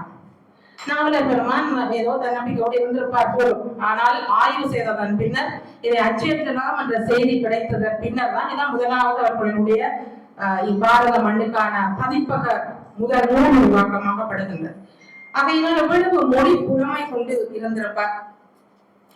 இந்த மாற்றங்களை பொதுவாக நாங்கள் யாரும் போய் இந்த சமயங்கள் சைவத்துக்கு வாரியா சைவத்துக்கு மாறு என்று கேட்கக்கூடிய தேவையில்லை. ஆனால் போகின்றவர்கள் அணிலே குறிப்பிட்டதை போல இந்த பாதிரிமார்களினுடைய 5ஆம் தலைமுறைக்கு அப்பால் எண்ணி பார்த்தால் அப்பாவுக்கு சிவனடியார் தான் பேர். ஆகையினால் இந்த மாற்றங்கள் இயல்பாக இருந்தால் மாற தேவையில்லை தானே. ஆகையினால் இந்த மாற்றங்களை மாறாது இருக்க வேண்டும், அந்த சமுதாயம் மாறவே கூடாது என்பதனால் அந்த மாற்றம் குறித்த விழிப்புணர்வில் அவருடைய ஆத்மா எப்போதும் வாழ்ந்து கொண்டிருந்திருக்கின்றது. அவருக்கு புறச்சூழல் மட்டுமில்ல காரணம், அகச்சூழலும் அவருக்கு பல சவால்களை எதிர்கொள்ள, ஒருவேளை இந்த போராட்டங்களில் தான் அவர் தன்னை ஸ்திரப்படுத்திக் கொண்டாரா என்று கூட நான் எண்ணி பார்த்தேன். இந்த சமயத்தை சிந்திப்பதற்கு அப்பால் மொழியை பற்றி கூறுவதனால், ஒரு மொழி சிதைகின்றது என்றால் இனம் அழியும். மொழிக்கு அவ்வளவு சக்தி இருக்கின்றது. ஒரு மொழி சிதைந்து கொண்டிருக்கின்றது என்றால் அந்த இனம் அழியும். இனம் அழிந்தால் மரபு தொலையும். இன்று நாங்கள் தொலைத்த மரபிலிருந்து தொலையாதிருக்க குளறிக் கொண்டிருக்கின்றோம், கொந்தளிக்கின்றோம். இனம் சிதைகின்ற போது அது மொழியில் இருந்துதான் இந்த ஆரம்பம் வந்திருக்கின்றது. ஆகையினால் இவருடைய பணிகளில் இலக்கண தூய்மைவாதம், மொழி தூய்மைவாதம், எளிமையான உரைநடை என்ற பலம் பொருந்திய 3 பிரகாசமான தூண்களை அவரிடமிருந்து நாங்கள் பார்க்கலாம். இலக்கண தூய்மை ஒரு சரளமாக இன்றைய காலத்தில் எவ்வளவு வளர்ச்சி கண்டுவிட்டோம் என்று மார்த்தட்டி கொள்கின்ற நாங்கள் சரளமாக அனைவருமே, அது நான் உங்களுடைய பெரியவர்கள் அதிகமாக பெரியவர்கள் இருப்பதனால் என்னுடைய சிந்தனையெல்லாம் சிறுமியில் இருந்து யோசிப்பதனால் சிறுவர்கள், அதிகமான சிறுவர்கள் குறைந்தபட்சம் 3 மணித்தியாலங்கள் சரளமாக தமிழில் அது ஒரு வழியில் பேசும் திறனை பெற்றிருக்கத்தானே வேண்டும். மாணவர்களோடு பழகுகின்ற இயல்பில் சொல்கின்றேன், அவர்களால் முடியவில்லை. அவர்களால் மட்டுமில்லை, எங்களால் கூட முடியவில்லை. எங்கேனும் ஒரு இடத்திலேனும் ஒரு வேற்றோர் சொல்லை நாங்கள் கலக்க இயல்பாகிக் கொண்டிருக்கின்றோம். அந்த ஒரு போராட்ட சூழல் அவருக்கும் இருந்திருப்பதை அந்த வரலாறுகளின் ஊடாக பார்க்கின்ற போது தெரிகின்றது. ஆகையினால் இலக்கண தூய்மைவாதம், மொழி தூய்மைவாதம், எளிமையான உரைநடை போன்ற மிக பிரகாசமான பக்கங்களை இன்றும் நாங்கள் சிறமேல் சுமப்பதனால் அவர் இன்றும் வாழ்கின்றார் என்ற அந்த உறுதிப்பாட்டை அடுத்தடுத்த தலைமுறைகளுக்கு இவ்வாறான விழாக்களை அரங்குகளின் ஊடாக நிகழ்த்துவதன் மூலமாக அவர் வாழ்ந்து கொண்டிருக்கின்ற உயிர்ப்பு நிலைக்கு எங்களுடைய நன்றி கடன் அதுவாகத்தான் இருக்கு. அவருடைய அர்ப்பணிப்பெல்லாம் உயிர்ப்பானதாகத்தான் இருந்தது. இப்ப தலைமையுரை கூட எங்களுடைய ஐயா அவர்கள் கூறியிருந்தார்கள், இன்று வெள்ள நிவாரணம், அனர்த்தம் அதெல்லாமே புகைப்பட அத்தாட்சி தான். ஆனால் நாவலர் பெருமான் செய்த அத்தாட்சிகளை பார்த்தால் எந்த புகைப்பட ஆவணமும் இல்லை. மனக்கண்முன் பிரம்மாண்டமாக, பிரமிப்பாக, பிரத்யேகமான ஒரு தோற்றப்பாடாக அவர் கண்முன்னே தெரிகின்றார். இதுதான் காலத்திற்கு வேண்டும். புகைப்பட அத்தாட்சிகளோடு எங்கள் அறம் செய்ய விரும்புகின்ற பண்பு வாழும் காலத்தோடு முடிந்துவிடும். ஊரெல்லாம் கூடி ஒலிக்க அழுதிட்டு பேரினை நீக்கி பிணமன்று பேரிட்டு சூரியங்காற்றடை கொண்டு போய் சுட்டிட்டு நீரினில் மூழ்கி நிலை பொழிந்துதான் நான் இப்போது வந்தேன் என்னுடைய தாயை இழந்து. வாழ்ற காலம் எவ்வாறு வாழ்ந்தோம் என்பதை பின்னால் நினைக்கின்ற போது நானும் மறந்து விட்டேனோ என்று பார்க்கின்ற போது அவர் காலத்தால் வாழ வேண்டும் என்பதனால் தான் அங்கே ஒரு பத்திரிகையை கூட என்னுடைய தந்தை தாயாரை நான் கட்டுரையாக வரைந்திருந்தேன். ஏனென்றால் நாங்கள் இந்த பூமியில் செய்கின்ற பணிகள் நான் இந்த முகநூல் பிரியர்களுக்காக நினைத்துக் கொள்வதுண்டு. என்னத்தை செய்தாலும் அந்த முகநூலில் பதிவேற்ற வேண்டும், புலனத்தை பதிவேற்ற வேண்டும், அத்தோடு சரியென்று நினைத்துக் கொள்கின்றவர்களை நினைப்பதுண்டு. நாவலர் பெருமானை எல்லாம் ஒரு வார காலம் தவம் இருந்து விரதமாக அவரை கற்று நோக்க வேண்டும். அதெல்லாம் இல்லாமலே போய்விடும். ஆகையினால் இந்த மொழி வளர்வதற்கும் மொழி அழிந்து போகாமல் இருப்பதற்கும், வளரவே வேண்டாம், இருக்கின்றது இயல்பு கூட இருந்தாலே போதும். ஆனால் அந்த இருக்கின்ற இயல்பில் இருந்து அவர் அங்கே பாலமாக மாறுகின்றார். ஏனென்றால் கடும் தமிழில் இருந்து இந்த மக்கள் ஒருவேளை அஞ்சி பயந்து அதை கற்றுக்கொள்ள வெறுப்பாகி ஆங்கில மயப்பட்டு போய்விடுவார்களோ என்ற அச்சத்தான். எளிமையான நடை, எளிமையான சொற்கள், சந்தி பிடிக்கின்ற பாங்கு, இவற்றையெல்லாம் புதுமையாக புதுப்பிக்கின்றார். எப்பாடு பட்டேனும் இந்த மரபு வழி நிற்பதற்காக அந்த பணிகளில் அவருடைய உரைநடை மேம்பாடு, அதற்காக அவர் வகுத்து கொண்ட அந்த வகை பங்குகள், பதிப்பு பணி செய்ய வேண்டும் என்ற நோக்கிலே அச்சு இயந்திர சாலைகளை அமைத்துக் கொண்ட விதம், இன்றைக்கெல்லாம் எழுத்தாளர்கள் எழுதி வைத்திருப்பார்கள். ஆனால் நூலாக்குவதற்கு அந்த செலவை கேட்டவுடனே ஒரு வார காலம் அவர்களுக்கு இரத்த கொதிப்பு நோய் வந்துவிடும். பின்னர் இன்னொரு முறை ஆசைப்படுவார்கள். ஆசைகளை இவ்வாறு சுமந்த கவிஞர்கள் பலரை பார்த்திருக்கின்றேன். ஆனால் ஒரு சமயமும் தமிழும் வாழ்வதற்கு ஒரு அச்சு கலை கூடத்தை, இயந்திர சாலையை உருவாக்க வேண்டும் என்று துடிப்பாக ஒரு சமுதாயத்திற்கு நின்றாரே. நான் கூட யோசிப்பேன், என்னுடைய 4 புத்தகத்தை போட்டிருக்கலாம். இந்த பத்மானந்தன் ஐயாவெல்லாம் அடிக்கடி யோசிப்பேன், ஐயாவிடம் போய் 2 புத்தகம் எவ்வளவு செலவாக மடுக்க வேண்டும் என்று நினைப்பேன். ஏனென்றால் இந்த அச்சு இன்றைய நாள் நமக்கு எல்லாம் பெருந்தொகையாக இருக்கின்றது. ஆனால் அனைத்துமே சமுதாய நோக்கிற்காக ஒரு தனி மனிதனாக நின்று பிரச்சாரம் செய்து, நூலாக்கங்களை செய்து, மொழிபெயர்ப்புகளை செய்து, இன்னும் சொல்ல போனால் இந்த கமக்காரர்களிடையே போய் உரையாடிய சிலவற்றை நான் பார்த்தேன். கமம் உலகத்தோடில் ஒரு நாட்டுக்கு அச்சாணி, அது சோர்ந்து போய்விடக்கூடாது, அந்த உணவன் சோர்ந்து போய்விடக்கூடாது என்று அவர்களோடு கலந்துரையாடி, அவர்களுக்கு பிரசங்கம், அவர்களுக்கு ஒரு வழிகாட்டுதலாக அவர் இருந்த அந்த வாழ்க்கை தடங்கள். இந்த இந்த வழி பார்க்கின்ற போது நாங்கள் என்று எங்களுடைய விவசாய பூமியை தொலைத்து வளர்ந்து நினைவை குறிப்பிட்டதை போல வளர்ந்தோம் என்று சிந்தித்து நஞ்சூட்டப்பட்ட மரக்கறிகளை புறம்பாகவும் இயற்கையால் வளர்க்கப்பட்ட மரக்கறிகள் என்ற வகையில் புறம்பாகவும் நுகர்வோராக மாறிவிட்டோம்.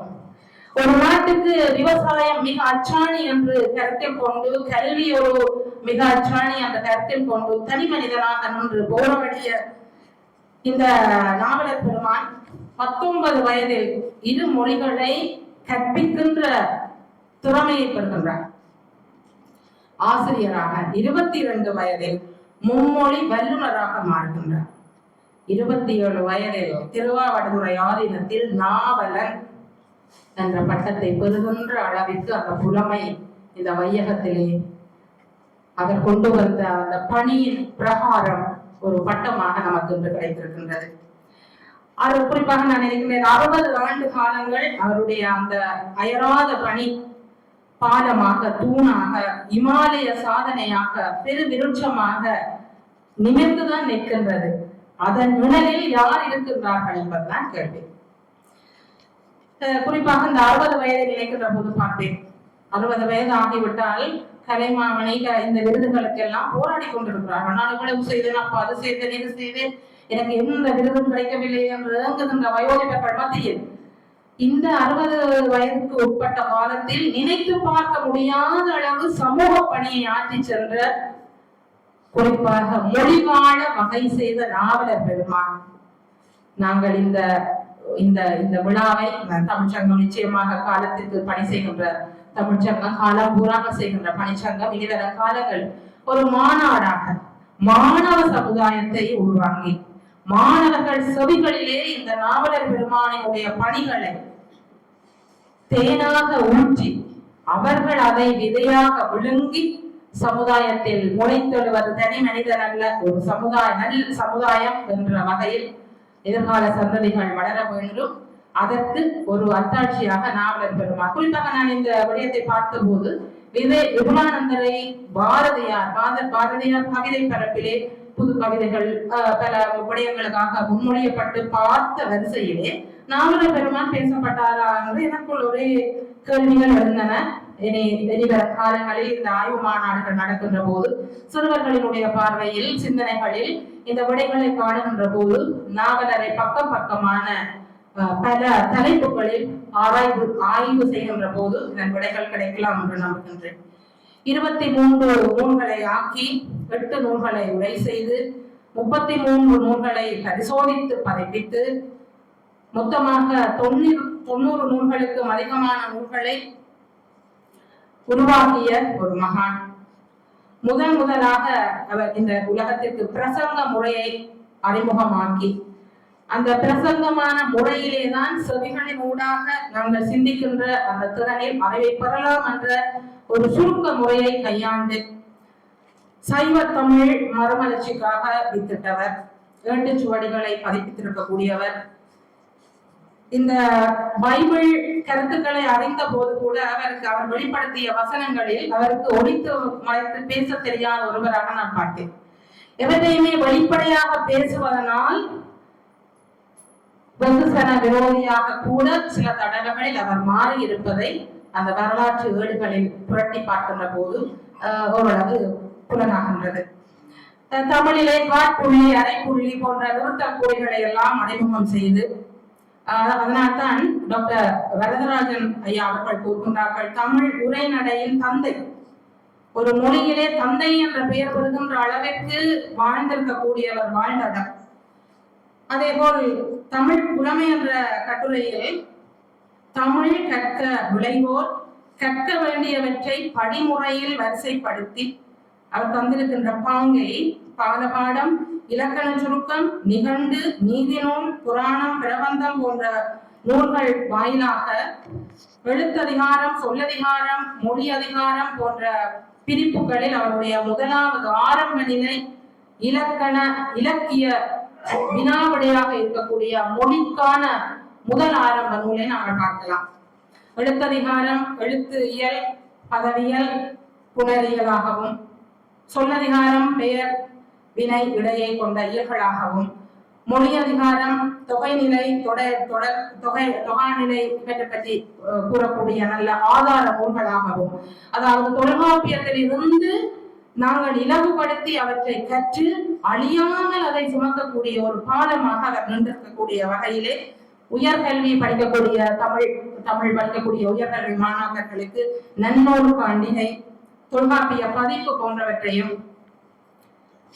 குறிப்பாக ஒரு உதாரணத்தின்படி நான் நினைக்கின்றேன், நேரம் அண்மித்துக் கொண்டிருக்கின்றது என்று ஒரு உதாரணம் கூறுவதானால் நன்னூல் சூத்திரம் கூறுகின்றது குற்றியல் உகரத்தை. ஒரு உதாரணம் குற்றியல் உகரத்தை பாடல் மூலமாக நெடிலோடு ஆயுத முயர்வலி மெலியடை தொடர்மொழி இறுதி வன்மை உகரம் ஆகும் புறமே தொடரரும் பெருமை. இப்ப இந்த பாட்டு சொன்னா மிஸ் அப்படின்னு பிள்ளைங்க பார்ப்பார். இதை மிக இலகுவாக நாவல பெருமானங்களுக்கு தந்திருக்கின்றார். பேர்பட்ட பொக்கிஷம் குற்றியல் உகரமாவது தனி குற்றெழுத்து அல்லாத மற்ற எழுத்துக்களுக்கு பின்னே மொழிகளின் நறுதியில் வல்லினமைகளில் ஏறி நிற்கும் உகரம். மிக எளிய யாவருக்கும் புலனாகத்தக்க வகையிலே மரபையும் மீறாத வண்ணமாக, மொழியின் அழகை குன்றாத வண்ணமாக நம் கரங்களிலே தந்திருக்கக்கூடிய நாவலர் பெருமானை சொல்லில் சொல்லில் சொல்லி செல்லக்கூடிய அளவிற்கு என்னிடம் ஒரு வாரமாக நான் குறிப்பிடுத்து, ஆனால் எனக்கு ஒரு தன்னிறைவை நான் எடுத்துக்கொண்டேன். இது போதும் வாழ்வதற்கு என்ற ஒரு எந்த சூழ்நிலையிலும், அதாவது மாணவர்களுக்கு தெரியும், சில நேரங்களில் ஒரு ஆசிரியராக கூட இருக்க முடிவதில்லை, கொதித்து கொந்தளித்து மாற்றுகின்றது சூழல். ஏனென்றால் ஒரு சரளமாக தொடர்பாடவே தெரியாம மாணவர்கள் இருக்கின்ற போது சில நேரங்களில் மாறுவதுண்டு. ஆனால் இந்த நாவலரை பார்த்த பின்னர் இவ்வளவு வைராக்கியம் தேவை இன்னும் வளர்ப்பதற்கு என்ற வகையிலே தமிழிலே பார்த்தேன். ஏனென்றால் பிள்ளைகள் அதிகமாக குறை கூறிக்கொள்வது தமிழ் மிகவும் கடினமாக இருக்கின்றது என்று. அதனால்தான் நான் யோசித்தேன், இதை நான் கற்றதனால் ஏராள வழிகளை நீக்கி வழிகளை கண்டறிந்தேன் கற்றுக் கொடுப்பதற்கு. இன்னொரு உதாரணம், வேற்றுமை புணர்ச்சியில் மகர ஈட்டு சொற்களின் ஈறுகட வருமொழி வல்லெழுத்து மிகம். இது தொல்காப்பியம் சொல்கிறது. இதை சொன்னால் நமக்கு தான் புரியாது. ஆனால் நாவலர் பெருமான் நமக்கு தருகின்றார்.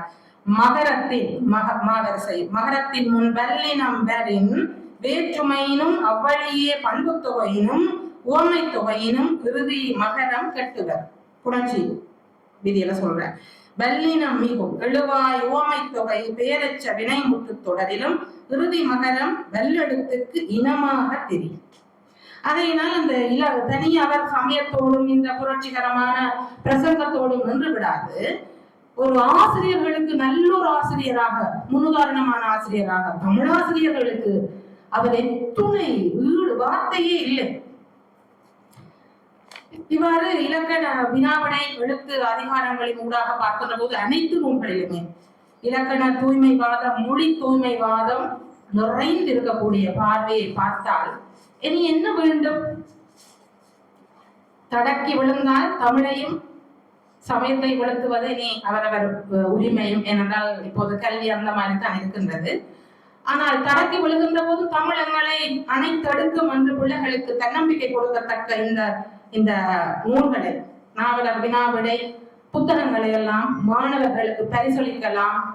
இந்த விழிப்புணர்வை மாணவர்கள் பறைசாற்றலாம். தங்களினுடைய அனுபவ பயிர்வுகளை பிற மாணவர்களுக்கு பகிர்ந்து கொள்ளலாம். இவ்வண்ணமாகத்தான் அந்த இடத்தில் இருந்துதான் ஆரம்பிக்க முடியும் என்று நான் நினைக்கின்றேன். நாவலர் பெருமானை மீண்டும் மீண்டும் மீண்டும் சந்ததிகள் தோறும் வாழ வைக்கக்கூடிய அளவிற்கு இந்த நாவலரினுடைய இலக்கண கொள்கை சொல்லு தமிழ் வாழ வகை சொல்லி இருக்கின்றார் என்பதை மிக அற்புதமாக சொல்லி இருப்பதன் பயனாக இந்த தலைப்பு மிக பொருத்தமாகவே தான் இருக்கின்றது. அவர் எதையுமே நேரடியாக சொல்லக்கூடியவர் என்ற வகையிலே பாதிரிமாரின் கல்வி, அதாவது பாதிரிமாரினுடைய கல்லூரிகளில் கற்பிக்கப்படுகின்ற கல்வியை பற்றி அவரிடத்தில் ஆசிரியர்களுக்கு தமிழ் அறிவு போதாது என்று சாடுகின்றார். அப்ப பகையாத்தானே முடியும். இந்த பகை வந்து விடுமோ என்று சொல்லியே வாய்க்கு பூண்டு போட்ட மத்தியில் தான் இன்று கொஞ்சம் சுருக்கங்களை நாங்கள் சேகரித்துக் கொண்டோம். ஆனால் அவர் துணிந்து பாதிரிமார்களின் கல்லூரியின் ஆசிரியர்களுக்கு தமிழ் அறிவு போதாது என்று சொல்கின்ற ஒரு வைராக்கியம் என்றால் ஒரு படைக்கு வஞ்சாத ஒரு பெரு வீரன் தான். அது தமிழுக்கு மட்டுமில்லை, ஒரு போர் வீரன் தான். அந்நியர்களினுடைய தமிழின் அழகையும் மொழி வளத்தையும் சிதைக்கும்படி எழுதி வந்த போது நாவலர் கடுமையாக இலக்கண தூய்மைவாதத்தை முன்வைத்திருக்கின்றார். நுகமானவர்கள் ஒரு இடத்தில் கூறுகின்றார், இலக்கண தூய்மை என்றால் மரபு வழிவந்த இலக்கண கொள்கையை வலுவாது கடைபிடிக்க வேண்டும், புதிய மாற்றங்களையும் பழைய வழக்காறுகளை நிராகரிப்பதையும் குறிக்கும் அப்படின்னு நுகமான் சொல்கின்றார். அதாவது பேச்சு வழக்கின் செல்வாக்கை முற்றிலும் ஒதுக்குவதோடு பேச்சு வழக்கை எழுத்து வழக்கை போல அமைப்பதை வலியுறுத்த வேண்டும் என்கின்ற பார்வை பல நூலாசிரியர்கள் தமிழாசிரியர்கள் இருக்கின்ற போது நாவலர் பெருமானினுடைய அந்த மொழி தூய்மைவாதம் இன்னும் விரைவாக கடைபிடிக்க வேண்டும் இந்த சமுதாயத்தில் என்பது உண்மை. பால பாடம் தமிழினதும் சைவரதும் பழக்க வழக்கம் ஒழுக்கம் கொள்கை ஆகையினால்தான் சமயம் வேறு தமிழ் வேறு அல்ல. பழக்க வழக்கம் ஒழுக்கம் கொள்கை என்பவற்றை உடையதாக இருப்பதோடு தமிழ் மொழி பயிற்சிக்கு சிறப்பாக பயன்படும், அதுதான் வாழ்க்கை.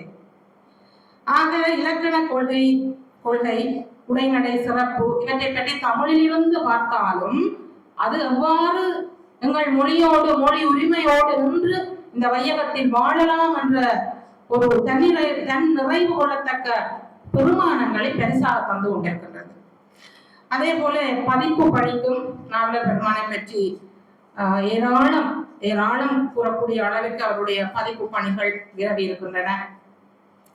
29 வயதில் நன்னூல் உரைப்பகுதி அதை அவர் ஆக்கக்கூடிய ஒரு முன்னோடியாக இருந்திருக்கின்றார். இன்றைய 29 வயது மாணவர்களே அவர்கள் மாணவர்களாகவே இருக்கிறார்கள், ஒன்று குறிப்பிட்டும் பல்கலைக்கழக மாணவர். அப்ப அவர்களுடைய அந்த முதுநிலை கல்வியிலே முதுநிலை 29 வயதில் இவ்வளவு ஒரு ஆணித்தரமாக ஒரு ஆழம் ஒரு மரத்தினுடைய விழுதுறக்கின்ற வைராக்கியமாக அவரை பார்க்கக்கூடியதாக இருக்கின்றது. மேலும் சூடாமணி நிகழ்ந்து உரை, சாந்தரிய லகரி, திருமுருகாற்றுப்படை உரை, இவ்வாறு உரை சார்ந்து பதிப்பு சார்ந்து அதே போல அவர் இந்த பதிப்புகளை செய்கின்ற போது அவர் பட்ட துன்பங்கள், உண்மையை சொல்ல போனால் அவர் பட்ட துன்பங்களை இந்த சமுதாயத்தில் அவர் பெற்றுக்கொண்ட துன்பங்களை இன்னொரு தலைப்பாக பார்த்தால் நாங்கள் இன்னும் அவற்றை சந்திக்கவில்லை. ஆக முகநூல் போராளிகளாக பலர் இருக்கிறார்கள். ஏதாவது ஒன்றை அது ஒரு முச்சந்தி போல யார் வேணும் என்றாலும் குப்பை கொட்டலாம், கொட்டிக்கொண்டே இருக்கலாம், அள்ளுவதற்கு ஒரு கட்டமைந்தாலும் அங்கே இல்லை. அப்பேற்பட்ட ஒரு குப்பையாக அந்த முகநூல் இன்றைக்கு இருக்கின்றதை தவிர இப்பேற்பட்ட தமிழ்ச்சங்கத்தை போல எப்போதும் நான் உண்மையில் தமிழ்ச்சங்கம் என் மனதில் அவ்வளவு ஒரு நான் சற்று முன்னர் காலங்களில் என்னுடைய வீட்டு முற்றம் போல இருக்கும் தமிழ்ச்சங்கம் இப்போ ஒரு வருடங்கள் 2 வருடங்கள் சூழ்நிலை கொஞ்சம் தூர தள்ளி விட்டது. தமிழ்ச்சங்கத்தை எப்போது நினைப்பேன், எப்போது வந்தாலும் ஏதோ ஒரு காது நுரைத்து செல்வேன் தமிழில் கலையில். அது எனக்கு ஒரு சுகம் தரும். தமிழ்ச்சங்கம் வந்து போவது எனக்கு ஒரு தனிச்சுகம். இந்த நூலகத்தில் போய் சும்மா புரட்டுவது எனக்கு ஞாபகம் இருக்காது, எதை புரட்டு, ஆனால் அதை பார்த்து போவது ஒரு தனிச்சுகம். பசிக்கு ஒரு சாப்பிடுகின்ற ஒரு உணவை போல இந்த தமிழ்ச்சங்கம் உண்மையில் கொழும்பில் இருப்பதை போல இவ்வாறு ஆங்காங்க இருக்கின்றது. நான் இங்கிருந்து பேசுவதனால் யோசிக்கிறேன். ஆனால் பல இடங்களில் வெற்றிடமாக சமுதாயங்கள் இருக்கின்றன. அதனால் தான் இந்த சின்னத்திரை நாடகங்களை பார்த்து பார்த்து பார்த்து அந்த வைப்ரேஷன் என்று சொல்றார்கள் ஆங்கிலத்தில், அந்த எதிர்மறை சிந்தனைகளை சேகரித்து இன்றைக்கு சமுதாயம் சுழன்று கொண்டிருக்கிறது. சிந்தனைகளில் தூய்மை இல்லை. இது தமிழில் தூய்மை, மொழியில் தூய்மை, இலக்கணத்தில் தூய்மை, இலக்கியத்தில் தூய்மை, தூய்மையாக ஒரு மொழியே வாழ்ந்திருக்கின்றது. அது நமது மொழி. எப்பேற்பட்ட மொழியை வாழ்ந்திருக்கின்ற மொழியாக நாங்கள் பார்க்கின்றதற்கு ஒரு பாலமாக நாவலர் பெருமான் இருந்திருக்கின்றார் என்று பார்க்கின்ற போதே நெஞ்செல்லாம் தமிழ் மணக்கிறது. ஆகையினால் ஒரு இடத்தில் ஏராளமான முரண்பாடுகளை நான் குறித்து வைத்திருந்தேன். ஒரு இடத்தில் கிறிஸ்தவ பாதிரிமார்கள் முருகனை கிண்டல் செய்கின்றார்கள். நீங்கள் எவ்வளவு தூய்மையாக உங்களுடைய சமயத்தை சொன்னாலும் எங்கள் சமயத்தினரை போல முருகன் 2 மனைவியரை கொண்டிருக்கிறார் என்ற இடத்தில் நிகழ்ந்த வாக்குவாதத்தால் எழுந்த நூல் சுப்ரபோதம். இது எனக்கு ஒரு புது செய்தி. எல்லா காலங்களிலும் எல்லா செய்தியும் சேகரிக்க முடியாது. இந்த செய்தி எனக்கு புதிதாக கிடைத்தது. அப்ப போராட போராட அவருக்கு நூல் தான் அவரிடமிருந்து பிறந்திருக்கின்றது. சமுதாயத்தில் போராட போராட நாங்கள் பகைமையை சுமக்கின்றோம். அவர் இவரோட கதைப்பதில்லை, இவர் அவரோட கதைப்பதில்லை, அப்புறம் இவர் அவரோட கதைத்தால் இவரும் கதைக்க மாட்டார். அப்படி ஒரு சூழலை நான் பார்க்கின்றேன். இப்படி நான் சந்தித்திருக்கின்றேன். சில அது கல்வி களங்கள்ல நான் சந்திக்கிறது தான் மிக வலிக்கும். கற்றறிந்தார் சபைகள் இன்று அந்த கல்வியினுடைய அந்த செழுமையை சுமந்து நிற்பதில் தயங்குகின்றன. மீண்டும் சொல்கின்றேன், கற்றோர் முன்னிலையில் ஒரு சிறுமியாக சொல்வதில் எனக்கு தெரியவில்லை, என்னை மாணவியாக ஏற்றுக்கொள்ளுங்கள். கற்றறிந்தார் அந்த செழுமையின் வரம்புகளில் நின்று தரம் பெற்ற வேண்டும் சிறுவர்களை, எங்களை போன்றவர்களை. ஆனால் அதற்குள் இருந்து அடிபடுற சண்டைகளை பார்த்தால் நமக்கு வளரவே பிடிக்கவில்லை. இங்கிருந்து பார்க்கின்ற போது நாமலர் பெருமானை எங்கிருந்து பார்க்கலாம் என்று தலையை நிமிர்த்தி பார்க்க தோன்றுகின்றது. இவ்வாறு சொல்லு தமிழ் வாழ இந்த நாவலர் பெருமானை பற்றி இன்னும் ஏராளமான வித்தியாசாலைகளை அமைத்திருக்கின்றார்.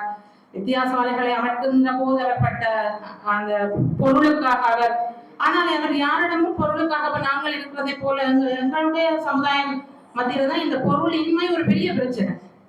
அவர் முயற்சிகள், அந்த பொருளின்மைக்கு முயற்சிகளைத்தான் கையாண்டிருக்கிறார்.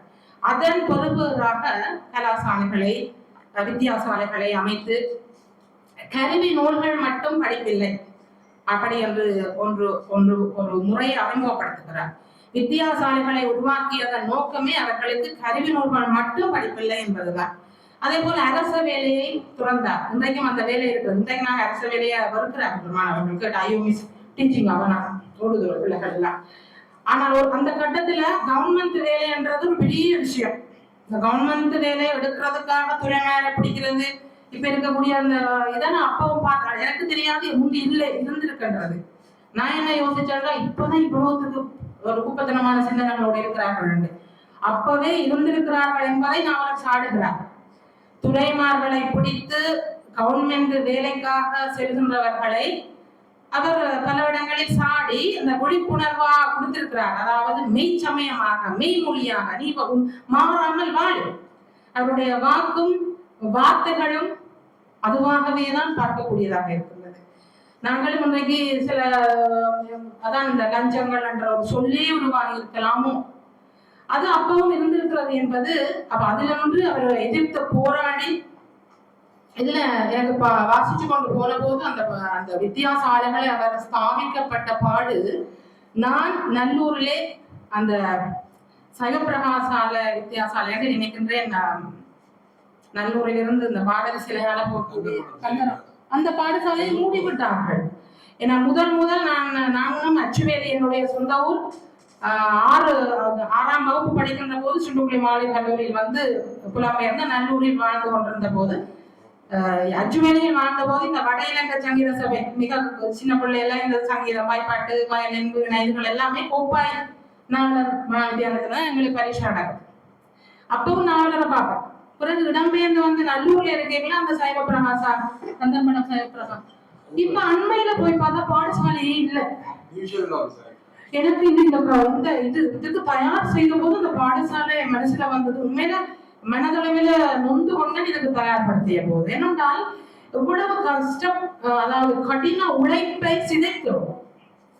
இவ்வளவு சர்வதேச பாடசாலைகளை யாழ்ப்பாணத்தில் கொண்டு வருகிறார்கள், அறிமுகப்படுத்துகிறார்கள். ஆனால் நாவலர் பெருமானை நாங்கள் போற்றுகின்ற உலகம் என்றால் அவர் இருந்த காலத்து கந்தர்பட சைவபிரகாசாலை வித்தியாசாலையை மூடியது ஏன்? எத்தனை கல்வியலாளர்கள் இருக்கிறார்கள், கல்விப்புறம் சார்ந்தவர்கள் இருக்கிறார்கள், கல்வி உயர் அதிகாரிகள் இருக்கிறார்கள். நாவலர் பெருமான் என்று நினைக்கின்ற நான் என்னுடைய அனுபவத்தை சொல்றேன். எனக்கு இந்த வட இலங்கை சங்கீத சபை 3ஆம் தரம் வீணை எடுத்தது அந்த கந்தர்பட சைவபிரகாசாலை வித்தியாசாலையில 7ஆம் ஆண்டு படிக்க. எனக்கு இப்போ பார்க்கின்ற போது இந்த பாடசாலையே இல்லை என்ற போது, இந்த உரைக்கு நான் தயாராகின்ற போது அவர் பட்ட வழி தலிகளை, அந்த வழி அவர் தேடிய வழிகளை பார்க்கின்ற போது நாங்கள் சிதைக்கின்றோம். ஆங்கிலத்தில் மிஸ்யூஸ் என்று சொல்லுவார்கள். அந்த அந்த சாம்ராஜ்யத்தை நாங்கள் சிதைக்கின்றோம். இவ்வாறு சொல்ல சொல்ல சொல்லிக்கொண்டே செல்லக்கூடிய அளவிற்கு இன்னும் இருக்கின்றது. நிறைவு செய்யலாமா? இன்னும் அந்த அவர் சந்திச்சு கொண்ட முரண்களை போன்ற என்ற கூறிக்கொண்டு பொன்னுச்சாமி தேவர் என்கின்றவரை பாரதத்தில் சந்திக்கிறார். அவர் தனக்கு பெருமையாக ஒரு விடயத்தை யோசிக்கின்றார். தன்னுடைய நாட்டுக்கு ஒருவர் வந்தால் தன்னை வந்து சந்தித்து போவது, பிரபு அந்த மண்டபத்திற்கு வந்து சந்தித்து போவது வழக்கம். நாவலர் போகவே இல்லை. குறைந்தபட்சம் 10 தடவை ஆட்களை அனுப்புகின்றார். பொன்னும் பொருளும் தருவதாக சொல்கின்றார். இந்த உங்களுடைய பணி சிறப்பதற்கு அவர் கௌரவம் செய்யக்கூடிய செய்திகளை அனுப்புகின்றார். ஆனால் நாவலர் பெருமான் போகவே இல்லை. அப்போதுதான் யோசித்தேன், ஒரு வைராக்கியம் இது ஒரு இறை படைப்பு தான் என்ற ஒரு நம்பிக்கையை அந்த செய்திகள் நமக்கு கற்றுத்தந்தது. அவர் பாரத மண்ணில் கூட கும்பகோணம், திருவாடுதுறை, சீர்காழி, புள்ளிருக்கு வேலூர், தோணியப்பர் அருகிலே எங்களுடைய சம்பந்த பெருமான் மண்ணிலே சிதம்பர சைவபிரகாசால வித்தியாசாலை இன்றைக்கும் அங்கே மொழிந்து இருக்கின்றது. நாங்கள் தான் அழித்து விட்டோமா என்று தெரியவில்லை. இந்த இடத்தில் ஒரு இடத்தை நான் யோசித்து பார்த்தேன். அவர் தன்னுடைய தமையனுக்கு ஒரு கடிதம் எழுதுகின்றார். 1860களில் யாழ்ப்பாணத்தில் உவாந்திக்கப்பட்ட அசுசி பிராணியாகிய நான் சென்னை பட்டணம் என் ஜென்ம பூமியில் சிறந்ததென்று சொல்லும் வண்ணம் கிருபா சமுத்திரமாகி பன்றி குட்டிக்கும் முளை அருந்திய சர்வஜீவ தயாபரராகிய நடேசர் திருவருளினாலே சற்றே சௌகரியமாய் இருக்கின்றேன். அதற்குள் ஏராளம் வரிகளை நான் உணர்ந்தேன். இந்த இடத்துல யாழ்ப்பாணத்தில் உவாந்திக்கப்பட்ட அசுசி பிராணியாகிய நான் சின்ன பட்டணத்துல அங்கேயும் பல முரண்பாடுகளை சந்தித்து தான் போராடித்தான் கொண்டு இருக்கிறார். ஆனால் சற்று சௌகரியமா இருக்கின்றேன் அப்படி என்று சொல்லி அவர் தன்னுடைய வரும்படிக்கு ஆசிரியர் தொழிலையே துறந்தார். வரும்படிக்காக எதையுமே செய்யவில்லை, ஆனால் வரும்படிக்காகவே அனைத்தையும் செய்கின்ற, அறம் செய்ய விரும்புகின்ற என்று சொல்கின்ற ஔவையாரினுடைய வசனத்தை சிந்தை கொண்டு அறம் செய்ய விரும்புகின்ற அடியவர்கள் எல்லாம் இப்போது தங்களினுடைய வரும்படிகளுக்காகவும் இப்ப புற நாடுகளில் இருந்து சில பங்களிப்புகளை செய்கின்றார்கள். எனக்கு அனுபவத்தைத்தான் தெரிந்தது. இந்த டாக்ஸ் என்று சொல்லக்கூடிய சில விதிமுறைகள் நீக்கப்படும் பட்சத்தில் அந்த உதவிகள் இங்கே வழங்கப்படுவதாக கூட அறிந்தேன். இல்லை என்று சொல்லவில்லை. நான் என்ன என்னுடைய பார்வையில் பார்க்கிறேன் என்றால், எதுவுமே அற்ற ஒரு நிராயுத பாணியாக பார்க்கின்ற காலத்தில் அவருடைய செயற்பாடு, தனி மனிதனாக நின்ற அந்த செயற்பாடு இன்று தெரியும் அழுத்தினால் அனைத்து வேலையும் நமக்கு நடைபெறும். என்ன சொல்ல போனால் இறந்து போனோம் என்று கூட சொன்னா கூட அவங்க சொல்றாங்க 4 பேர் தேவை. இப்ப 4 பேருமே தேவையில்லை. ஒரு பட்டனை ஒரு பொத்தானை அமர்த்தினாலே எங்களுடைய உடலை சுருக்கி சாம்பலை தரக்கூடிய அளவிற்கு தொழில்நுட்பத்தை வளர்த்து விட்டோம். ஆனால் இந்த சொல்லு தமிழ் வாழ வளர்த்தோமா அந்த அளவிற்கு நின்று என்பதுதான் என்னுடைய வினாவாக இருந்தது. என்று நாவலர் பெருமான் என்னுடைய ஒரு நல்லரங்கை அமைத்து இந்த அதாவது குமுறல்களை கொட்டுவதல்ல, நாவலர் பெருமான் என்ன செய்தார் என்பது ஆண்டாண்டு காலம் சட்டத்தின் கதவை திறந்து நூலகம் போனால் ஒரு 40 நூலாவது இருக்கு, புரட்டி பார்த்தால் அதையலாம். அதை தாண்டி நான் சிந்தித்த விடை தேடும் பக்கங்களாகத்தான் இவற்றை பார்க்கின்றேன். இந்த உதவி செய்யக்கூடியவர்கள், அன்பளிப்பு செய்யக்கூடியவர்கள், அறம் செய்கின்றவர்கள், இன்னொரு எண்ணப்பட்ட வேலைகளில் அவற்றை நிறுத்து பார்க்கின்ற போது நாங்கள் அங்கே அது சமத்துக்கு வரவும் இல்லை, நிறைவுக்கு வரவும் இல்லை. அவ்வளவு சிறப்பான நிலையிலே இன்னும் சொல்வதற்கு நான் நினைக்கின்றேன். 10-15 விடயங்களை கூறலாம், ஆனால் 7 மணி தாண்டி விட்டது. ஆகையினால் இன்றைய நல்லதாம் பொழுதிலே குறிப்பாக நான் எங்கு சென்றாலும் என்னுடைய ஒரு கவிதையை உச்சரிக்காவிட்டால் எனக்கு தூக்கம் வராது. தற்சமயம் கிருக்கியது. பாசத்திற்கு உகந்தவர்கள் தேசத்தே காலத்தால் வாழும் காத்திர நாயகனாம் நாவலனை பாடுங்கால் பணித்த பேரருளை பெருங்கருணை மனம் வணங்கி மாதத்தில் இது மார்கழியாம் பீடுடையை போற்றி பொறுப்பிலே பிறந்த தமிழ் பற்றி முழக்கியே தொடக்கி வைத்த தலைமையிலே பிரதோஷ நன்னாள் 17ஆம் திகதி பொருத்தங்கள் கூட்டி நற்பொருத்தம் தானென்று பொழிந்த நற்தொடக்க உரை தூக்கி நிறுத்தி தமிழை துலங்கும் சைவத்தை தாக்கியும் தாங்கியும் எதிர்கொண்டும் தூணாய் துணிந்த மலையாய் நின்ற நெல்லை நகர் தந்த நாவலர் பெருமானை பற்றி என்னுடைய வார்த்தையிலே கிருத்திய வரிகளை இப்போது இசையாக தந்து முடிக்கலாம், நிறைவு செய்யலாம் என்று நினைக்கின்றேன்.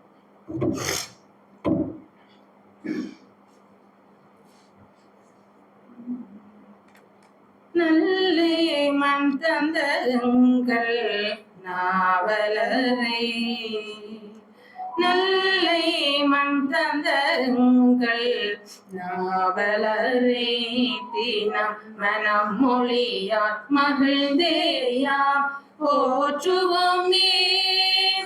நல்லை மண் தந்த எங்கள் நாவலரை தினம் மனம் மொழியா மகிழ்ந்தேயாம் போற்றுவோமே.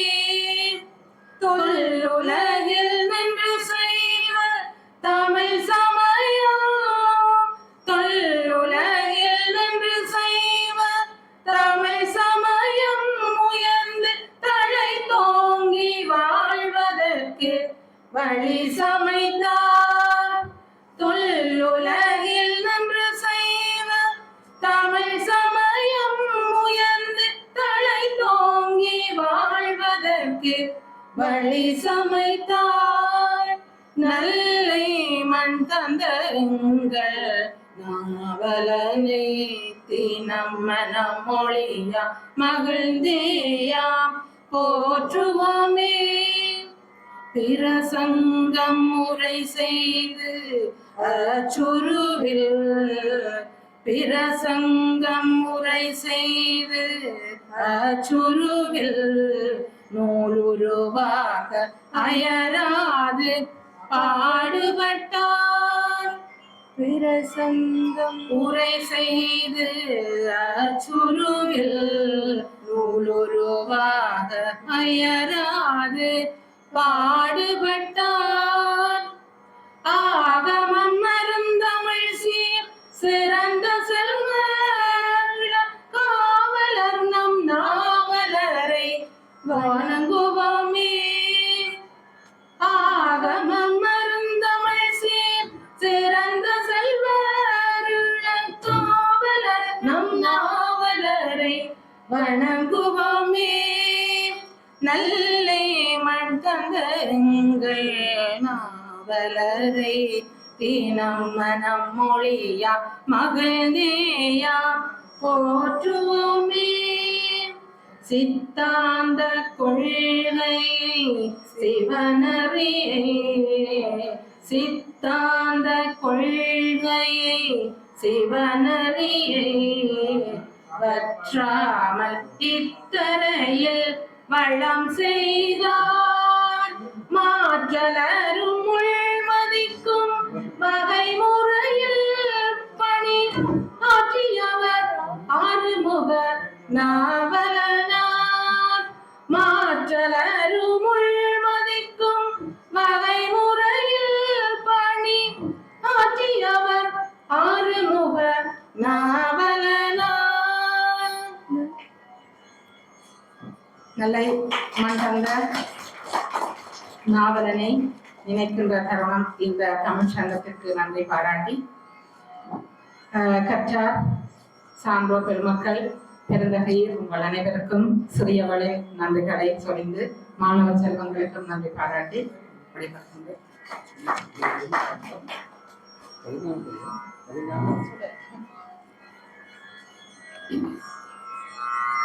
அன்பர்களே,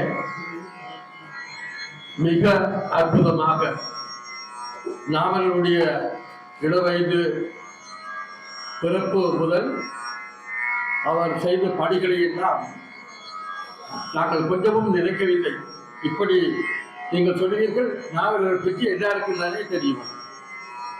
உண்மையிலே நாவலனுடைய பணியை மீண்டும் மீண்டும் மீண்டும் மீண்டும் எத்தனை முறை படித்தாலும் அந்த பெருமானுக்கு நாங்கள் நன்றி கடனாக அவருடைய வாழ்க்கையை தெரிந்தவர்களாக இருக்கிறோம். அவர் பேசுகின்ற பொழுது மிச்சம் தேடி இருக்கிறார். அவரை பாராட்டுகிறேன். நாவலை பற்றிய செய்திகள் எல்லாம் ஊர முடுக்குகள் எல்லாம் சென்று அவருடைய நல்ல பணிகளை ஆய்வு பலத்தோடு செய்த கலைஞான தொடர்ந்து அவருக்கு இந்த கலாச்சார அமைச்சே அந்த பட்டத்தை கொடுத்ததை அது சாரவும் பொருந்தும் என்று இந்த நேரத்தில் சொல்லி அவர்களுக்காக ஒரு கை தட்டி விடுமாறு வேண்டிக் கொள்கிறேன். இந்த அடிப்படையிலே அவர் சொல்லாத விடயங்களை இல்லை என்று கூட சொன்னார்.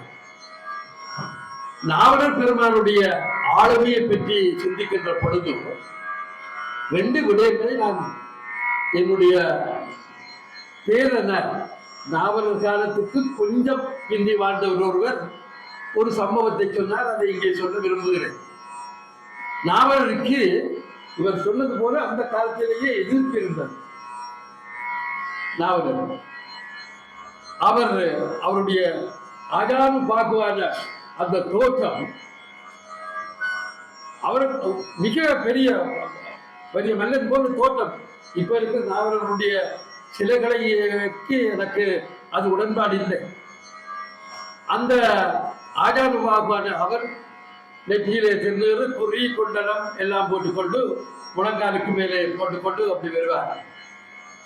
அவருக்கு நல்ல அடி கொடுத்து இவருடைய அந்த போக்கினை எல்லாம் நிறுத்த வேண்டும் என்று கிறிஸ்தவ சமயத்து பாதிரியார்களுடைய அனுசரணையோடு மற்றவர்களும் நல்லா தண்ணியை போட்டுட்டு வருது. இந்த ஆளுக்கு கொடுக்குறேன் பார் அடியன்ட்டு வந்து 10க்குள்ள ஒழிச்சுன்றார். எனக்கு நேரு ஒரு ஆள் சொன்னவன் கையிலே கத்தியை வச்சு போட்டு விரட்டு மாட அவரை பாப்பம் அவரை தங்கரிக்கிறேன். அவன் கத்தியை வைத்து கொண்டு இருந்தவன் நாவல் அப்படியே முதுவழியில அப்படியே வந்து கொண்டிருக்கிறார். இவன் பட்டைக்குள்ளார வெளிக்கிட்டு கத்தியை கொண்டு போனவர். அவன் ஒன்றுமே செய்ய முடியவில்லை. பயம் வளர்ந்து அப்படியே சாட்டாகுமார்களுக்கு அப்படியே கால்களை தொட்டிக்கொண்டு ஐயா ஐயா அழைத்து கண்ணி விட்டார் என்ற செய்தியை குமாரசாமி புலவருக்கு மச்சான நடராஜா வாத்தியார் அவருடைய பேரன் நேர கண்ட காட்சியை சொன்னது கர்ண பெரும்பலியாக நான் அந்த கதையை பார்க்கிறேன். அப்படி ஒருவர் அவருடைய நேர்மையும் தீரமும் வீரமும் அவருடைய நெஞ்சுறுதியும் அவருக்கு பெரிய பலம் சேர்த்தது என்ற அந்த செய்தியை நாங்கள் இங்கே சொல்ல வேண்டும். தங்கை சொன்னது போல தனியொரு ஆளுமையாக இருந்து இந்த பெரிய சாதனையை சாதித்த அந்த நாவலர் பெருமானை நாங்கள் ஒவ்வொருவரும் தெய்வத்துக்கு நிகராக நான் நினைக்கிறேன். சுவாதினி வீட்டை இருக்கும் எங்களோட வீட்டில் நான் பெரிய படம் போட்டு சாமி படத்தோடு வச்சிருக்கிறேன். அந்த வகையிலே அகில இலங்கை நாவலர் சபையிலும் அடியே இருக்கிறேன் என்ற ஒரு செய்தியையும் சொல்லி இன்னும் ஒரு விடயத்தை சொல்ல வேண்டும். நாவலரை அவருடைய ஆளுமையை பல கோணத்திலே சொல்லுகின்ற பொழுது அவருடைய சமூக சின்னங்களிலே கல்வி போட்டி கர்மம் அவர் குடியரசு சேர்த்து நாவலர் பாடசாலையை கட்டினார் என்று பார்க்கிறோம். அது தங்கி சொல்லுகின்ற பொழுது கண்ணர் படம் சைவப்பிரகாசார்கள் உண்மையிலே பரமேஸ்வரன் சார் நான் இந்த உடனே நான் போன இடத்துல கமெண்ட்ரிக்கு போன இடத்துல நான் பார்த்தேன். அது நான் இமிகிரேஷன் ஆஃபீஸர் மாறி.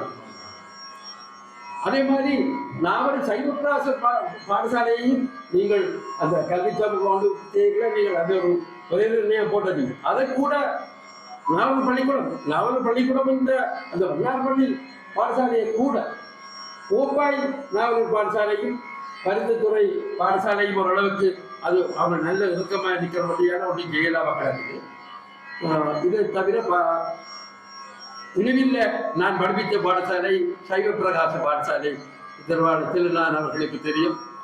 அதுக்கு அவர் நேரடியாக நின்று உதவாவிட்டாலும் அம்பியவான் பாத்தியார் போன்றவர்கள் அவருக்கு பிறகு வந்த சந்ததி செய்ததை நான் இந்த இடத்துல சொல்ல வேண்டும். ஆகவே இன்னொரு தகவல், அந்த நல்லூர்ல இருக்கிற கோயிலுக்கு பக்கத்திலே இருக்கிற நெல்லை ஆதின நாவலர் மண்டபம் இருக்கு. அதுக்கு நாவலரே பேர் வச்சிருந்தாலும் சைவ பிரகாச மண்டபம் தகவலுக்காக சொல்லுது. சைவ பிரகாச மண்டபம் என்றே அவர் பேர் வைத்திருந்தார் என்ற செய்தியை சொல்லிக்கொண்டு சின்ன பள்ளிக்கூடம் அது நீங்கள் புரிஞ்சுங்கள் நினைக்கிறேன். அவருடைய காலகட்டத்திலே சரவண பண்டிதர்களையும் சீன ராஜமுதியாரங்களுக்கு அந்த கதைகள் எல்லாம் தெரியும். அப்ப ஊராக வாத்தியாரை தேடி சென்று கற்ற ஒரு சின்ன பள்ளிக்கூட முறை குருகுல கல்வி அவருடைய காலகட்டத்தில் இருந்தது. ஐரோப்பிய காலத்தில் இருந்த ஆங்கிலேய கல்வி பாரம்பரியத்தை மாற்ற வேண்டும் என்றதிலே அவர் ஐரோப்பியர்களை பார்த்துத்தான் வந்தார். நாங்கள் என்ன இருந்தாலும் பார்க்க இவ்வளவு பேசியிருக்கோம். ஐரோப்பியர்களுடைய தலையீடும் அவர்கள் இங்கே வந்து இந்த கல்வி பாரம்பரியத்துக்குள்ளே கை வைத்திருக்காவிட்டால் இந்த பெரிய கல்லூரிகளை நாங்கள் பார்த்திருக்க முடியாது. அவர்கள் செய்த கல்விப்பணியை நாங்கள் மறக்க முடியாது. ஆகவே அவர்கள் காட்டி தந்த உரையை வைத்துக் கொண்டுதான் இவர் செய்வார். உதாரணமாக கண்டனங்கள் மூலமாக அவர் சைவத்தை வளர்த்தார். இப்படி பார்க்கின்ற பொழுதுதான் உங்கள் எல்லாருக்கும் தெரிந்த சிந்தனை நாவுக்கரசர் பெருமானும் இவருடைய வாழ்க்கையை கிட்டத்தட்ட ஒரு ஒன்றை பார்க்க எனக்கு ஒரு நல்ல சந்தர்ப்பம் கிடைச்சது. நான் ஒரு பள்ளிக்கூடத்தில் உதவி அதிபராக இருந்தேன்னா என்னை சென்ற குளத்துக்கு மாத்தைக்குள்ள டைரக்டர் சுந்தரலிங்கம் அப்ப தெரிந்த ஆர் சுந்தரலிங்கம் அவர் சொன்னார், அப்படியப்பா நல்ல பள்ளிக்கூடத்துக்கு மாத்திரம் நாவலர் பெருமாள் இருந்த அந்த சைவ தமிழ் கூடத்துக்கு நீ போற என்று சொல்லி அவர் மாத்திரம் வேறு காரணம் அது வேண்டாம். அவர் என்னை அங்கே ஜெஃபர் சென்ற காலேஜுக்கு என்னை ஆசிரியராக போட்டுட்டு அப்ப ராஜபுர பிரின்சிபல் எழுப்பி சொன்னார், நாவலர் பெருமான் இருந்த அந்த சைவ தமிழ் கூடத்துக்கு இப்போது ஒரு சைவ புறவர் இங்கே எங்களுக்கு இந்த ஜெஃபர் சென்டருக்கு வந்திருக்கிறார். ஐயோ பாவம், அவர் டீச்சராக இருக்கிற நேரம் இப்போ சில பள்ளிக்கூடங்கள் இருக்குது போல. இந்த பள்ளிக்கூடங்களுக்கு திருநூறு பள்ளிக்கூடம் போல கிறிஸ்தவ பாடசாலைகள் அடிக்கிற என்ன ஐயா அந்த வரப்பு இப்பவும் இருக்கிறது தான். அப்போ அவருடைய காலத்தில் சென்ட்ரல்ல டாக்டர் சென்ட்ரல்ல அது மிஷன் இருந்த பள்ளிக்கூடமாக இருந்தது, அங்கே இருந்தது. அதுகளை எல்லாம் பார்த்து இருந்தேன். அந்த கொதிப்பு வந்ததுக்கு அடிப்படையிலே பல காரணத்துக்குள்ளே டாக்டர் சென்டர் கொடுத்து போனோம். தங்கச்சி சொன்ன மாதிரி பீட்டர் பெர்சிவல் பிரின்சிபலாக இருந்தவர். அவரை முதலிலே சட்டாம்பிள்ளையாக வைத்தார். சொல்லுங்க, சட்டாம்பிள்ளையாக என்ன பிள்ளையாக மொனித்தர். அந்த காலகட்டத்தில் பள்ளிக்கூடங்கள்ல சில பள்ளிக்கூடங்கள் அதை பாவிக்கிறாங்க. அந்த மொனிட்டரை இப்போ இருக்குது. சில அட்வான்ஸ் படிக்கிற கட்டிக்கார படிக்கிற மொனிட்டர் சார் பிரின்சிபலாக இருந்தவர். அதாவது இன்னைக்கு டீச்சர் விளையாட்டி போய் அந்த ஓப்பனியர் என்று சொல்லி நாவலரை இந்த சட்டாம்பிள்ளையாக இருந்தவரை ஆசிரியராக நியமித்த உடனே ஒளிச்சிருந்து பார்த்து கொண்டிருப்பாரா சுகீத போச்சு. அவருடைய கல்வி புறமையும் டீச்சிங் ஸ்டைல், அவர் கற்பிக்கின்ற முறையை பார்த்து அவரை டீச்சர் பிறகு அங்கேயே வாத்தியாரை போட்டவர். அது அந்த காலகட்டத்தில் தான் தங்கச்சி சொன்ன மாதிரி அவருடைய ஆங்கில புலமை, வடமொழியிலேயும் கட்டிக்காரன், ஆங்கில புலமையிலேயும் கட்டிக்காரனாக இருந்த அவரை பார்த்து அதுக்கு முதல் நான் கொஞ்சம் புத்தகங்களை வாசித்தேன். பைபிள் அதுக்கு முதலே டிரான்ஸ்லேட் பண்ணப்பட்டு இருந்திருக்குது. ஆனால் பெஸ்ட் சரியான தமிழாக்கம், சரியான தமிழ் மொழிபெயர்ப்பையும் செய்தவர் நான். இன்னொரு விஷயத்தை நான் சொல்ல வேணும். இந்தியாவிலேயே நான் தம்பி டாக்டரேட்டுக்கு அங்கே இந்தியாவிலே இருக்கின்ற பொழுது நான் அவர் என்னை கூட்டிக்கொண்டு போயிருந்தேன். எனக்கு அங்கே தெரியும் டாக்டர் ஊவே சாமிநாதன் போன்றவர்கள் இவருடைய பேரு அங்கே எழும்ப விட மாட்டேன் இருப்பதையும் செய்தார்கள். நான் அவருடைய பள்ளிக்கூடம் அங்கே மதுரையில் செம்பரத்தில் இருக்குது. இன்றைக்கும் அது சர்டாக் பண்ணி கொண்டிருக்காங்க. அதை எழும்ப விட ஏழுநாட்ட செல்வர் சொல்லப்படுற டாக்டர் ஊவே சாமிநாதன் இது இயக்கத்தை அவருக்கு அங்கேயே ஒரு சிலருக்கு அளிக்கிற எதிர்ப்பு இயக்கம் தொடங்கிய செய்திகளை மற்றது சிதம்பரத்திலேயே போயிட்டு ஐயவர் இன்னொரு கொடுக்க இவருக்கு கொடுக்கல கையை கட்டி கொண்டு இதை வைக்கிறதா அவர் தான் எடுத்து பூசுவார். அவ்வளவு தூரம் அவர் சொல்லுவாங்க. அந்த மாதிரியான அவருடைய போக்குகள் எல்லாம் மிக வெறித்தனமான விரல் முண்ட மாதிரி இருந்த அந்த போக்குகள் எல்லாம் அவரை ஒரு ஒரு அழகாக காட்டியது. இந்த பின்னணியில அவருடைய புலமையை கண்ட பெய்த பேசுகள் அவரை மொழிபெயர்க்க சொன்னார் என்பது தித்திப்பான செய்தி. அவர் இன்றைக்கும் நாவல் டிரான்ஸ்லேஷன் தான் மிக அப்ரோப்ரியேட்டா மிக திறமையான இதாக இருக்கிறது என்பதை சொல்லிக்கொண்டு இன்னொரு தகவல், இப்போ 12 திருமுறைகளையும் பாடுகிற ஒரு முறை டாக்டர் பிரகான் கேள்விப்பட்டிருப்பார். அது 12 திருமுறைகளையும் 5 பஞ்சபுராணம் பாடுகின்ற முறை மட்டுமே அவரோட 12 தெரியாது. உங்களுக்கு தெரிந்தாங்க தேவாரம் திருவாசகம், தேவாரம் திருவாசகம், திருவிசைப்பா, திருப்பல்லாண்டு, திருப்புராணம், இவ்வளவு தான் பஞ்சபுராணம். நான் தங்கை அவர்களுக்கும் பிள்ளைக்கும் சொல்ல விரும்புகிறேன், பஞ்சபுராணம் பாடுகிறோடனே திருச்சிற்றம்பலம் சொல்லி தேவாரத்தை பாடி புராணத்தை பாடி அதுவும் பெரிய புராணம் பாடி திருச்சிற்றம்பலம் பாடி முடிச்சு கொடுக்கும். அதுக்கு பிறகு நீங்கள் திருச்சிற்றம்பலம் சொல்லி முடிச்சு போட்டு தேர்ந்து விருப்பமாக இருந்தால் திருப்புகளை பாடலாம். அம்மன் கோயிலாக இருந்தால் அபிராமி இருந்தாலையோ அதுகளை பாடுற ஒரு மரபு இருக்க வேண்டும். இதை இந்த இடத்துல சொல்லணும். இன்னொன்று தமிழ்த்தகத்தாருக்கும் சொல்ல விரும்புகிறேன். எங்களுடைய ஜோசாமி டாக்டர் இன்றைக்கு வந்த கிரவுட் எனக்கு வெரி லியூசிட், இங்கிலீஷில் லியூசிட் கிரவுட்னு சொல்லுவார்கள். எல்லாரும் படித்தவர்களும் மிகவும் புலவர் போன்றவர்களும் நல்ல நல்ல ஆழமான கருத்து உள்ளவர்கள் இருக்கிறார். எனக்கு ஒரு புலர் 2 கேட்டுட்டு போவார். நிகழ்வு என்பது என்ற சொல்ல பற்றி எனக்கு ஒரு ஆசைக்கை இருக்கிறது. ராஜீவ் டீச்சர் அவருக்கு பார்க்கணும். இன்றைக்கு தங்கச்சி இலக்கண ரீதியாக கைத்தபடி நிகழ்வு என்று சொல்லி பாதிக்கக்கூடாது. மிஸ்டர் பரமேஸ்வரன் நிகழ்ச்சி, நான் இதை ப்ரொஃபசர் சிவத்தம்பி சாகபோது முதல் நாள் போனார். அவர் நிகழ்வு என்பதற்கு பாருங்க, இங்கிலீஷ் படித்ததுக்கு தெரியும், ஒக்கரன்னு சொல்லுவார். ஒரே நேரத்தில் நடக்கிறது தான் நிகழ்வு. அது நாங்கள் அதிகமாக இந்த தமிழகத்தில் நான் 2 கூடுதல் சொல்லி போட்டேன். இன்னொரு இடத்துல சொன்னால் அது என்னுடைய சொல்லை ஏற்றி சொல்கிறாங்க. நிகழ்வு, இந்த நிகழ்வு நடைபெறும் ஐயா விளங்குது. நிகழ்ச்சி என்பது ஏற்கனவே தயாரிக்கப்பட்டு ஷெட்யூல் பண்ணப்பட்டது. இப்போ உதாரணமாக பாருங்க, பிரதம அதிதியாக பெரிய புராணத்திலே அதிதி என்ற சொல்லு முதல் விருந்துக்கு அழைக்கப்படுபவர் தான் அதிதி. அப்ப அவர் தன்னை நூல் வடிவத்துக்கு பிரதம அதிதியாக என்ன கூப்பிட்டார் என்றால், அதிதி என்றவன் பிச்சைக்காரன் என்ன பொறுத்தது. பிரதம அதிதி என்றது பிரதம பிச்சைக்காரன் மாதிரி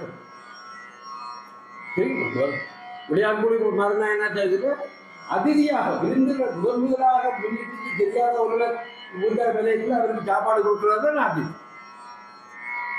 இப்போ அதை அந்த அதிதி என்றது வட சொல்லிட்டு அதை இப்போ விருந்தினர் என்று போடுறாங்க, அது கொஞ்சம் பொருத்தம்.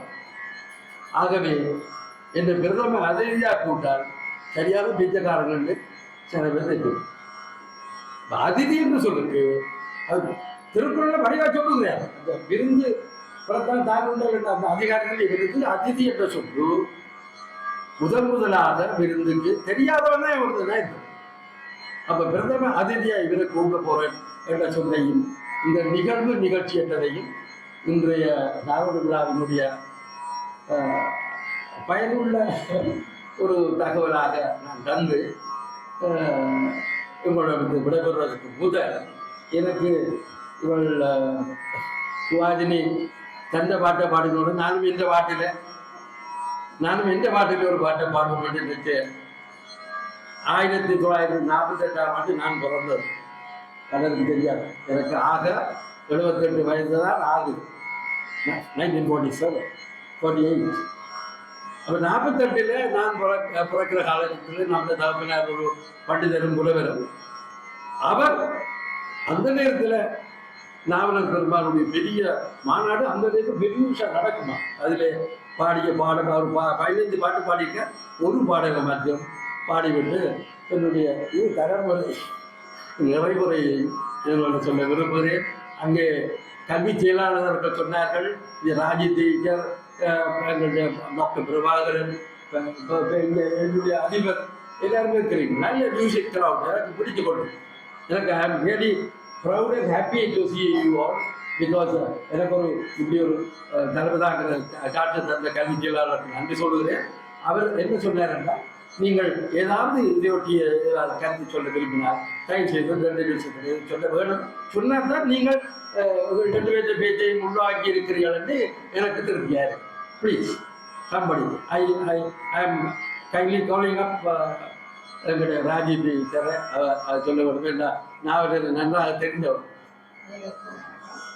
நாவலரை பற்றி பொதுமக்களுக்கும் நல்ல தமிழிலே சிறப்பாக நமக்கு ரசிக்கக்கூடிய வகையிலே சிறந்த பேச்சாளர்களுடைய பாராட்டுகளும் நன்றி.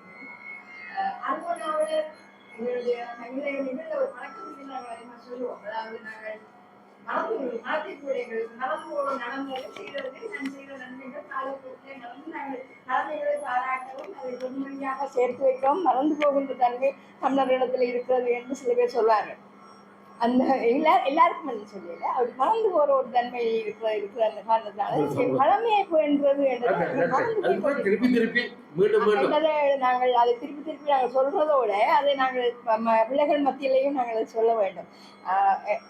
காலப்போக்கில் அவர்கள் புரிந்து கொள்வார்கள் என்று நினைக்கிறேன்.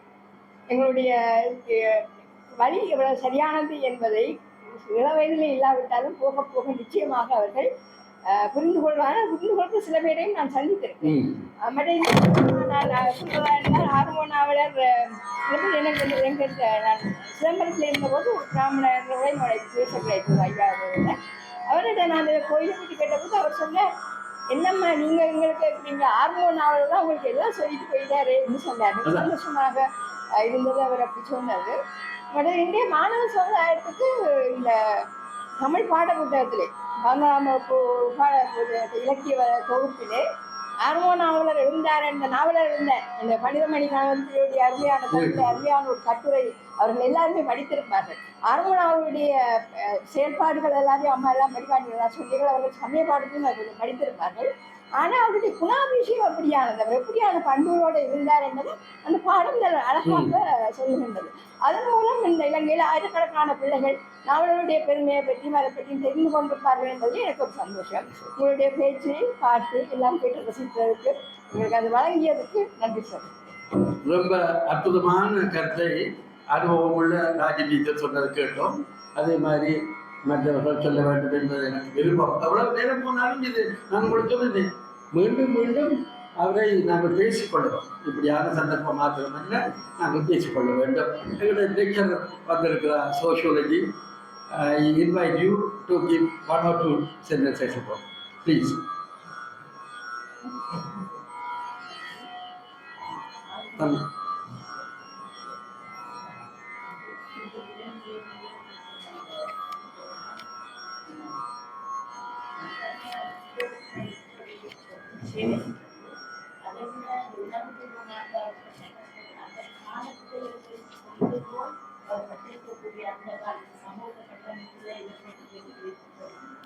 இருக்கக்கூடிய எதிர்ப்புகள் அது எல்லாத்தையும் கொண்டு வர்ற மாதிரி அம்மாவுடைய எதிர்ப்பு இருந்தது. அது அநேகமாக சொல்வது மிகவும் அரிது. அதை கேட்பது அல்லது எங்களை அந்த அதோடு சேர்ந்து அந்த பிரயாணம் அதை பயணம் பண்ண வைக்கிற ஒரு தன்மை ஒரு சொற்பொழிவில் கொண்டு வர்றது எல்லாருடைய ஒரு யுக்தியாக இருப்பதில்லை. அது உங்களுடைய இதில் இருந்தது, மிகவும் சந்தோஷமாக இருந்தது. அதே நேரத்தில் மனசுக்கு கஷ்டமாகவும் இருக்கிறது. நமது இன்றைய பிள்ளைகளுக்கு எந்த அளவுக்கு நமது மூதாதையர்கள் பெருமைகள் நாவலர்கள் உட்பட இன்னும் நிறைய பெறுகிறாங்க, அதை நாங்கள் கடத்தி கொண்டு போகின்றோம் என்றது இன்னைக்கு ஒரு பெரிய கேள்விக்குறியாக இருக்குது. ஐயா சொன்னார்கள், அபிவிருத்தி என்று சொல்கிறோம். அபிவிருத்தி என்பது நடந்து கொண்டு போக வேண்டிய ஒரு விஷயம்தான். அதே நேரத்தில் உள்ளுக்கு இருக்கக்கூடிய ஒரு அந்த அது என்ன சொல்றது, ஒரு தர்மம் அந்த ஒரு இது அது இல்லை, நாங்கள் காம்ப்ரமைஸ் பண்ணி சரி அது தமிழ் வார்த்தை வருதுல்ல, அதுக்கு நம்ம மனிதத்துவத்தில் நம்ம எந்த காலத்தையும் சமரசம் பண்ணி கொள்ளக்கூடாது. அதுக்கான ஒரு வழிமுறையை தான் அவர்கள் காட்டுக்கொண்டு படித்து கல்வியை இதை கொடுத்துருக்குறாங்க, இல்லைன்னு இல்லை. சரி, அது கால ஓட்டத்தில் வருது, அதோட சேர்த்து அதையும் சேர்த்து கொடுக்குறாங்க. அது இன்றைக்கு இருக்கிறதா, அதை நாங்கள் கொண்டு வருகிறோமா, அது இன்றைக்கும் ஒரு கேள்விக்குறியாக இருக்கிறது. எங்கேயோ செய்வார்கள், நம்ம இல்லைன்னு சொல்ல இல்லை. ஆனால் எந்த அளவுக்கு பரவி போயிருக்குது, நாங்கள் புதிய புதிய முறைகளை நாங்கள் பின்பற்றுறோம், ஆடையில் மாற்றங்களை கொண்டு வர்றோம், அது இதெல்லாம் செய்து கொண்டு போகிறோம். ஒரு கால ஓட்டத்தில் இருக்கலாம் நாங்கள் தவிர்த்து கொள்ள முடியாது. ஒரு சில அதையும் நாங்கள் அளந்து பார்த்து தான் செய்ய வேண்டும். நாம் அந்த சுயத்தை விட்டு கொடுக்காம நாங்கள் செய்ய வேண்டும்.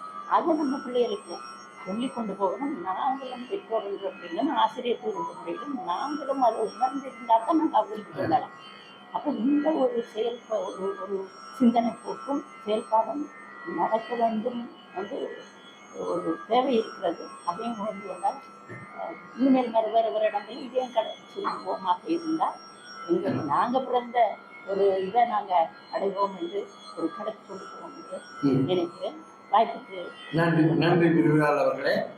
இன்னும் ஒரு விடயம் திரு எங்களுடைய பணிப்பாளரும் என்னை சேர்ந்த நிறுவனம் இருக்கிறதுனால இதற்கு உங்களால் ஏதாவது செய்ய முடியுமா? நாவலர் பற்றி முந்தியிருந்த தமிழ் பாடத்திலும் சமய பாடங்களிலும் இருந்த அந்த பாடங்களுக்காக தூக்கப்பட்டிருக்காங்க. அது இல்லை. அது நாங்கள் இப்படியான கொழும்பு தமிழ் சங்கத்திலே கல்வி செயலாளர்கள் ஆக்கிரம் இருக்கிறார்கள். நீங்கள் இதற்கான முயற்சிகளை செய்யலாமா என்று திரு பிரபாகரன் ஐயா அவர்களே, நீங்கள் ஏதாவது ஒழுங்கு செய்யலாமா? நாவலர் திருப்பி பாடப்புத்தகங்களே இல்லை சார். இப்போ எனக்கு தெரியும், நாங்கள் சின்ன பிள்ளைய நான் தலைமை சொன்னாக்கள் இருக்கிற காலத்தில் சைவ வினாவுடைய இருக்கிறால நாங்கள் பார்த்த சமயம் இப்போ இங்கே கிடக்கு.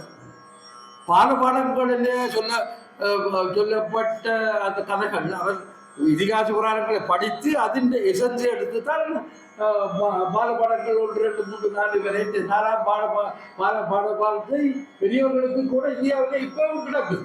But whereas we don't have that in Sri Lanka.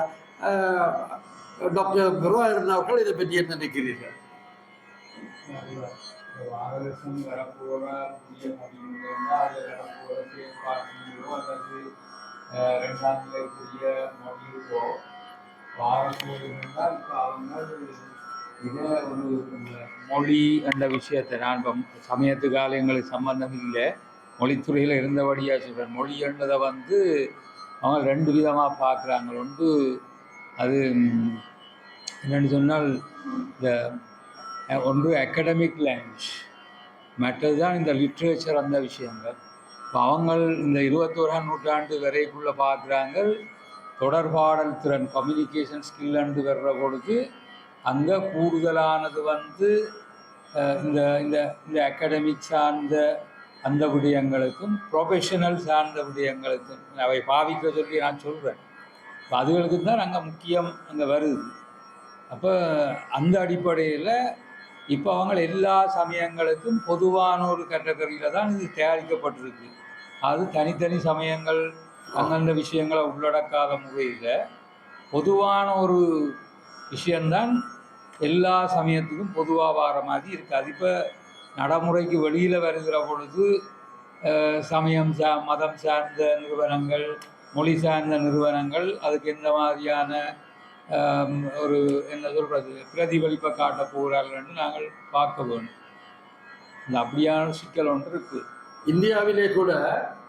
ஆனால் இப்போ இந்த இது தமிழ் மொழியை பொறுத்த வரையில் இப்போ நாவலர் என்றால் திரும்ப ஒரு மட்டத்திலையும் அது திரும்ப வருமென்னு சொல்ல முடியாது. அப்போ அவர்கள் பொதுவாக இங்கே அந்த பிரச்சனை ஒன்று தான் எல்லா பிரதேசங்களை சார்ந்தவர்களும் அங்கே இடம்பெற வேணுமென்ற அடிப்படையில் வேறு தரங்களுக்கு அதுக்கு பொருத்தமான ஆக்களை பாடத்திட்டத்தில் சேர்த்திருப்பார்கள். இப்போ இல்லையான்னு சொல்ல முடியாது. நீங்கள் முழு பாடத்திட்டம் வரை இல்லை தானே. அதை பார்த்தீங்களா இருந்தால் ஏதோ ஒரு மட்டத்தில் 6 மணி நேரம் கட்டாயம் இருப்பேன் 2ஆம் நிலை கல்வியிலே. அதே போல் இப்போ நாங்கள் விபுலானந்தர் ஏதோ ஒரு கட்டத்தில் இருப்பேன். அப்படி அந்த ஒவ்வொருத்தருக்கும் அந்த இங்கே இருந்தால் அந்த எல்லா அந்த பேலன்ஸையும் பார்க்க வேண்டியிருக்கு. இப்போ அந்த அப்படி பல இப்போ அந்த ஒரு பக்கம் மட்டும் இல்லை. நாங்கள் இப்போ அந்த இது அந்த ஜெண்டர் வைஸ்ன்னு சொல்லுவோம். பால் சார்ந்த சமத்துவம் இருக்க வேணும், பிரதேசம் சார்ந்த சமத்துவம் இருக்க வேணும். அந்த மாதிரியான பல பிரச்சனைகள் இதில் இருக்குது. இல்லாட்டி அதே ஒரு மனித உரிமை பிரச்சனையாக கொண்டு போகிற சிக்கல்கள் இருக்குது. அதை விட மிக முக்கியமான பிரச்சனை இந்த முறை அந்த இது பிரதானமான இந்த 4-5 மதங்கள் வந்து ஒரே விதமான அந்த அந்த வழிபடுத்தலில் போகணுமென்ற ஒரு பிரச்சனை வரைக்குள்ள அது ஒரு மொழிபெயர்ப்புகளாக தான் பெறப்போகுது. இப்போ இதுதான் தமிழ் துறையில் இருந்து நான் நீங்க வேண்டிய ஒரு தேவை வந்ததுக்குரிய மிக முக்கியமான பின்னணி அதுதான். நான் சிங்கள மொழி திணைக்களத்தில் வச்சு சொன்னேன், நீங்கள் இந்த மொழியை பொறுத்த வரையில் இந்த மாதிரியான விஷயங்களை கொண்டு வராங்க. ஏன்னா மொழி என்பது ஒரு இனத்தினுடைய அடையாளம், ஒரு இனத்தினுடைய பாரம்பரியம், மரபுகளை எல்லாம் வெளிப்படுத்துகிற விஷயம். எனவே ஒரு இனம் தன்னுடைய தாய்மொழி மீது கொண்டிருக்கிற கவனம், ஈர்ப்பு, பற்று அது வேறு விதமானது. அதுக்கு இந்த மாதிரியான சிந்தனைகளை கொண்டு வர வேண்டாம் என்று சொன்ன இடத்துல தான் you are always negative, right, you are against to our new aspects or concepts என்று சொல்லி அதெல்லாம் அந்த பிரச்சனை தொடங்கினது. அப்புறம் நான் அந்த கதிரையில் இருக்க முடியாதுன்னா நான் கதிரையை காப்பாற்றுறதுக்காக மொழியை கைவிடையிலாது. அப்போ அந்த ஒரு பிரச்சனை வந்த தமிழ் மொழித்துறையில் இருந்து நான் 1.5 வருஷத்தில் நீங்கள் வேண்டி வந்ததுக்குரிய அடிப்படை அங்கே இருந்தால் ஆரம்பிச்சு இந்த பிரச்சனையில் இருந்து அது நம்ம வார வருஷம் வெளியில் வர்ற போது தான் இப்போ இப்போ பௌத்தத்தில் அவர்கள் அதை ஏற்றுக்கொள்ள முடியாண்டு செக்ரட்டரியில் போய் கதைச்சு அதுக்கு தவணை எடுத்து அதை அவர்கள் வேறு விதமாக வேறு ஆக்களை செய்கிறார்கள் அந்த மொழியில் கைவிட்டு.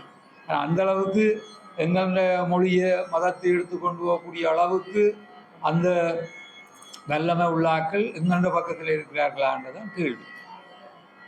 இப்போ அது வெளியிலேருந்து வரவு இந்த பிரச்சனை அந்த மொழி சார்ந்த மதம் சார்ந்த நிறுவனத்திலேருந்து வரவு வேணும். ஏன்னா நாங்கள் அந்த நிறுவனத்துக்குள்ளே இருக்கிற பொழுது நாங்கள் ஒரு எதிர்ப்பை கொண்டு போக முடியாது. என்றால் இப்போ நானும் என்னுடைய ஆரம்ப கல்வியை மேலப்பிரோலி சைவ பிரகாச வித்தியாசாலை நாவலரால் தொடக்கி வைக்கப்பட்ட பாடசாலையில் தான் ஆரம்ப கல்வியை கற்றவர்.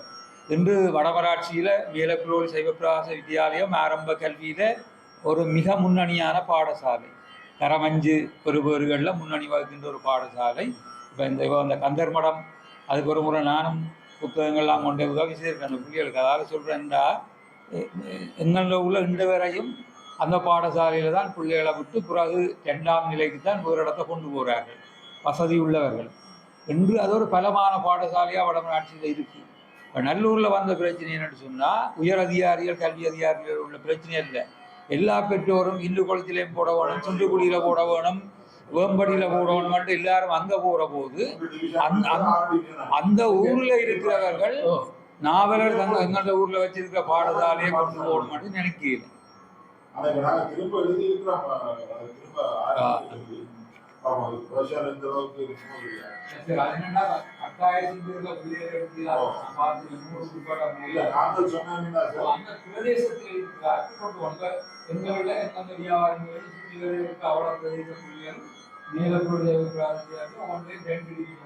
நாங்கள் சொல்லி இருக்கிறோம் இந்த பிரைமரி ஒரு இன்னொரு டிவிஷனாக இந்த சைவராசாவே இருக்குது. அதை க்ளோஸ் பண்ணது க்ளோஸ் பண்ணாங்க. இந்த பிள்ளைகளுக்கு அது இந்த மேனேஜ்மெண்ட் கீழே கொண்டு போச்சு. அந்த பிரின்சிபல் இது அந்த பிரதேச மக்கள் தவறு. அவர்கள் பிள்ளைகள் தனிப்பட்ட முன்னேற்றம் அல்லது தாங்கள் தங்கள் பிள்ளைகள் நாங்களும் புலம்பெயர்ந்து இருக்கிறோம். அவர் சொன்ன மாதிரி வேரோட முடிஞ்சு கொண்டு மாட்டி நாங்களும் செஞ்சுக்கிறோம். அந்த புலம்பெயர்வு கொஞ்சம் அந்த இது செய்யலாமா அது ஒரு நிலையிட்டாலும் கொண்டு வரணும். நீங்க சொன்ன யாழ்ப்பாணம் கல்லூரி கல்வி அது இங்கே ஒரு 5-6 டிவிஷன் இருக்குன்னா இன்னொரு டிவிஷனை வந்து இந்த நான் சொல்லி சைவபிரகாச வித்தியாலய கட்டடத்தில் 4 அற்புதமான கருத்துக்களை நாங்கள் 4 இல்லை 5 பேர் அற்புதமான கருத்தை சொன்னதை கேட்டோம். அவர்களுக்கு நன்றி. திருவாள் பரமேஸ்வரன், டாக்டர் பிரபாகரன், எங்களுடைய விரிவுரையாளர் ராஜி டீச்சர், அப்படி ஓமா எல்லாருக்கும் நன்றியை தெரிவித்துக் கொண்டு கற்பித்ததை முறையாய் காண்பிக்க முற்பட்ட எட்டிக்குமஞ்சா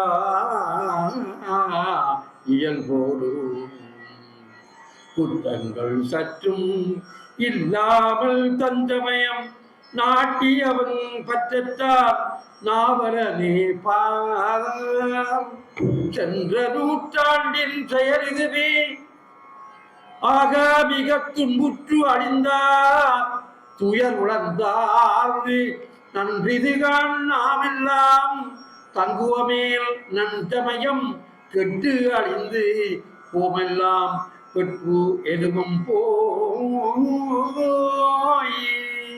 நாவலர் தாழ் பணிவோம்.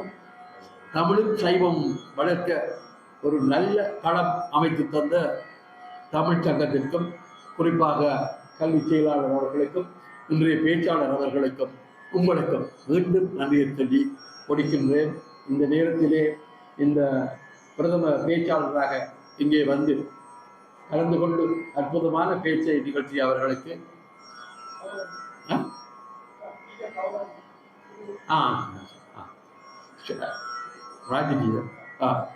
ராஜி டீச்சர் அவர்கள் அவருக்குரிய கௌரவத்தை வழங்கி கௌரவிக்குமாறு வேண்டிக் கொள்கிறேன்.